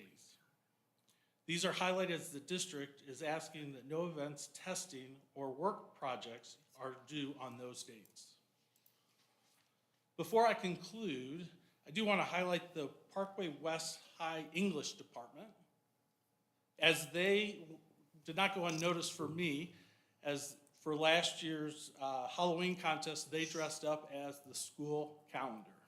So not sure if you won in your building, but you're a winner in my hearts. Any questions? I have a question in regards to the number of hours. You had mentioned that snow days are built into the academic hours, so that 1,080 hours that we have currently have the snow days built into it already. So the 36 that were over the state requirement are just, they're not snow days that are, they're actual extra hours. The hours, yes. So the hours are built into our calculations for that 1,080. Okay.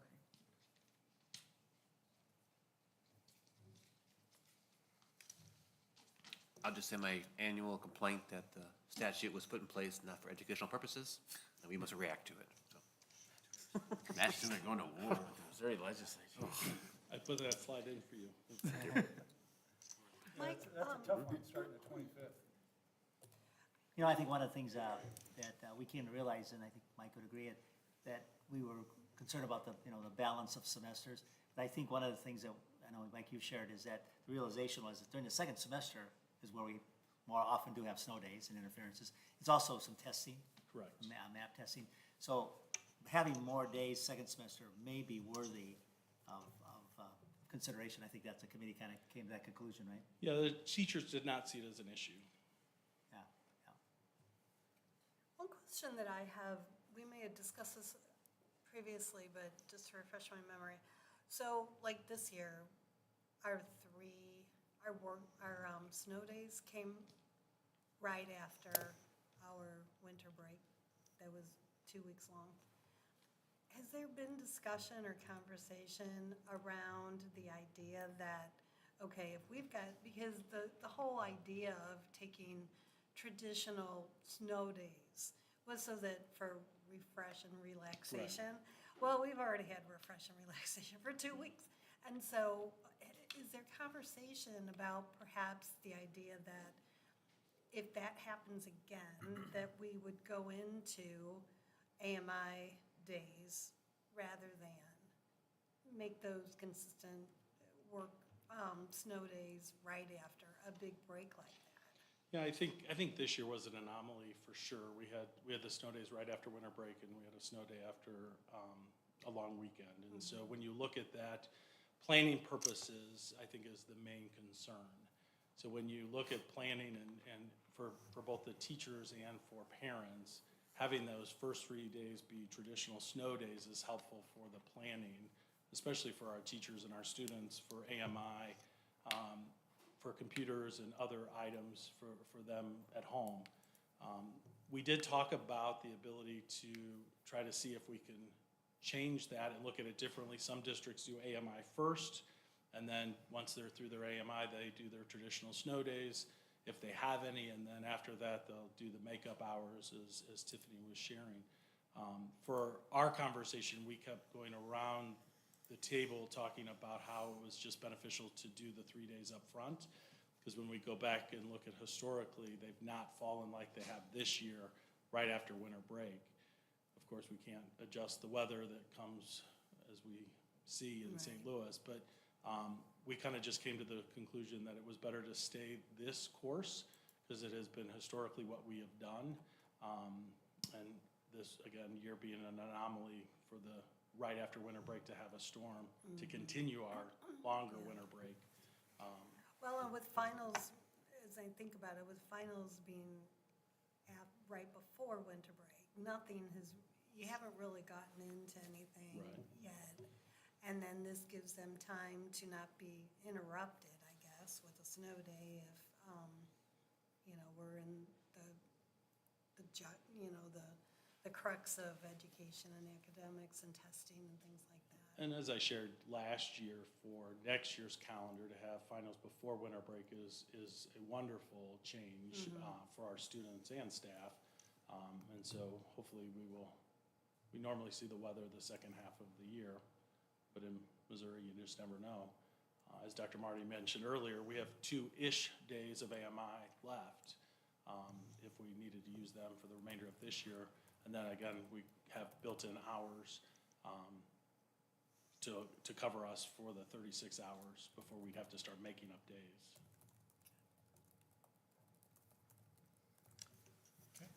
So this will come back to the board for approval Next month. next month. Thank you very much. Thank you. Appreciate it. Next up, one last little bit of work business.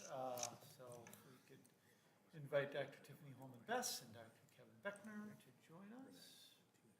Talk about CSIP.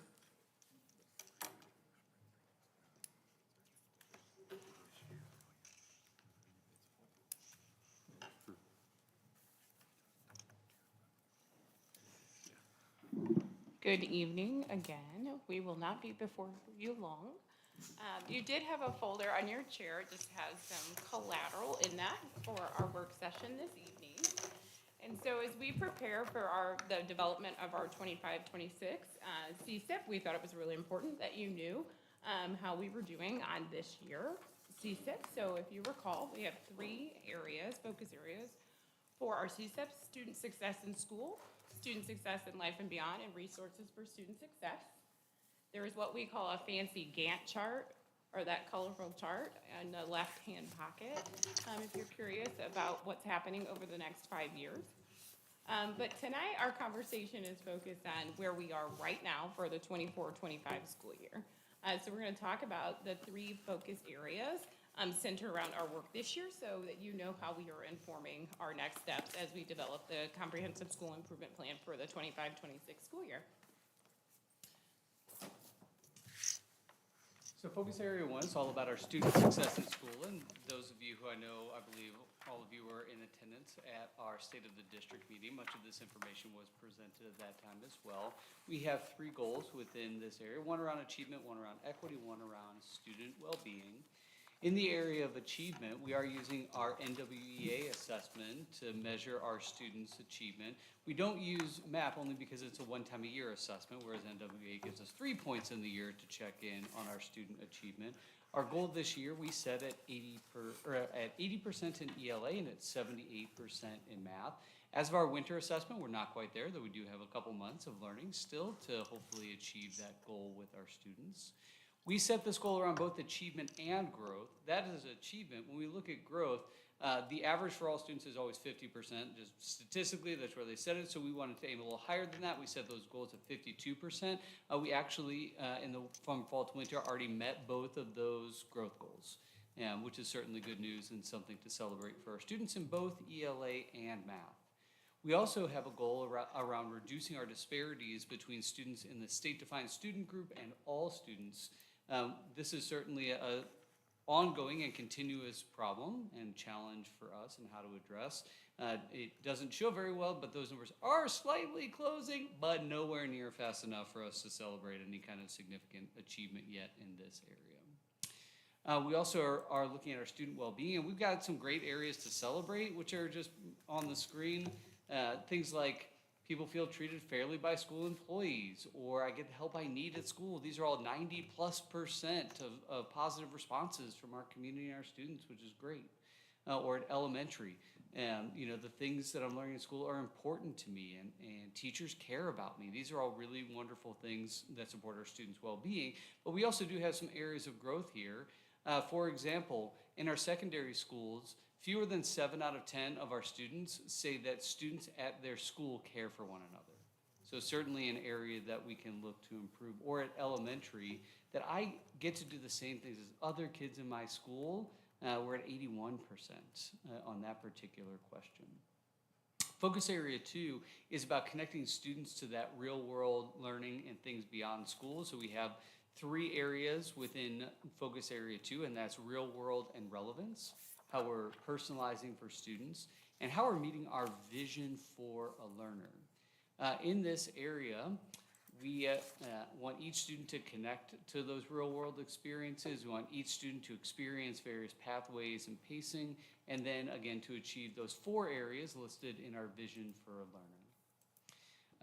We have some areas that we can celebrate here, like this is our application growth within the Spark program, and we see that just over the last 4 years, we've seen steady and continuous increase in the number of students applying to participate in the experiential learning through the Spark program, and where you can see that number has gone from 255 to 438 last year. These are our South Tech applicants, so tech school where we have that partnership with South Technical School through Special School District, where we continue to see those numbers increase from 148 a few years ago up to approaching 300 at this point. We also are monitoring this thing, new term for us, really big on the other side of the state and part of our work through the Success Ready Student Network, this thing known as a market value asset, which means students have some kind of credential or they've earned something that they can point to say, I'm ready for something beyond school. Currently, we do have 80% of our students plus earning a market value asset. You see the various areas. Now, one area for growth for us here for sure is many of our students, the vast majority, are earning that MBA through either college and career coursework or qualifying assessments. We actually only have about 15% of our students currently who are earning that through either work experience, career tech ed, entrepreneurial, or other real world opportunities to connect with life outside of the school's 4 walls.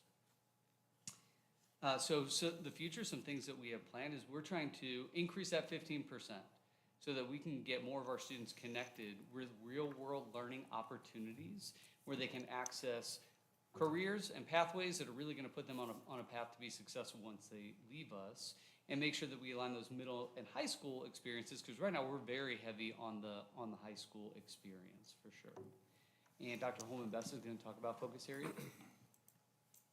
So as you know, focus area 3 looks at facilities and operations as well as staffing. And so we've gotten creative in this area and started some work. In your folder on the right-hand side, I believe underneath the first handout, you'll see we are Parkway Proud. This is usually our points of pride, but we have adjusted this to try to attract potential employees to the district regardless of what role they're serving. And so the courtesy of our communications department in partnership with our human resources department, just highlighting the excellent benefits we have here in Parkway to attract highly qualified candidates. Also attribute to our human resources department in their recruitment retention efforts to get creative in how we're recruiting by setting up shop in areas around St. Louis and in St. Charles, just to meet with candidates for both certified and non-certified positions. They've been working on that throughout the school year. And just showing how we're promoting our positions differently, whether that's through LinkedIn and having flyers published that many of us actually republish on our own personal pages as well. Also, one of the things that we've been doing is a staff spotlight where there's an award given at a particular school. HR goes out and highlights the staff member with the principal of that school, and then we post this to social media to help with retention of our staff. There is also a task force that is forming this semester to continue the work on staffing. And at least for those of you who serve on our steering committee, you know, we started our work of our facilities revitalization with Facilities 2050. The Project Parkway Steering Committee is assisting with that. We began our work last month, and we will continue it on March 28th. Next steps. March 28th, we have our steering committee meeting where we will again update steering with some information on where we are. Next steps in our strategic plan as we set up our comprehensive school improvement plan for 25-26. We have our leaders all back together in April at a principals meeting where we'll have our district directors join us as well. We have a board work session with you coming up on April 16th and then another followed by a steering committee and a board workshop later in April. Our hope is to bring you our proposed comprehensive school improvement plan for the 25-26 school year on May 14th. With that, we're happy to answer any questions.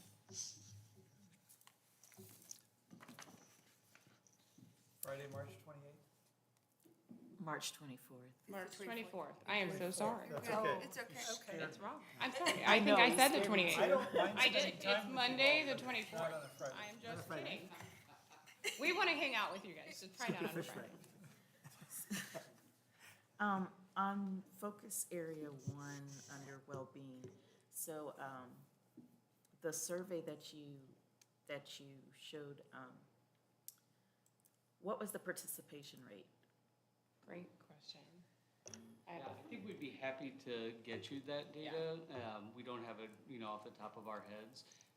We do, and of course it varies depending on whether it's the family survey, the student survey, or the staff survey. We'd be happy to provide that for you. Great question. Any other questions? Thank you. Very much. Okay, we have no special meeting, but at this time, the board will reconvene into our closed session. Thank you all for attending and/or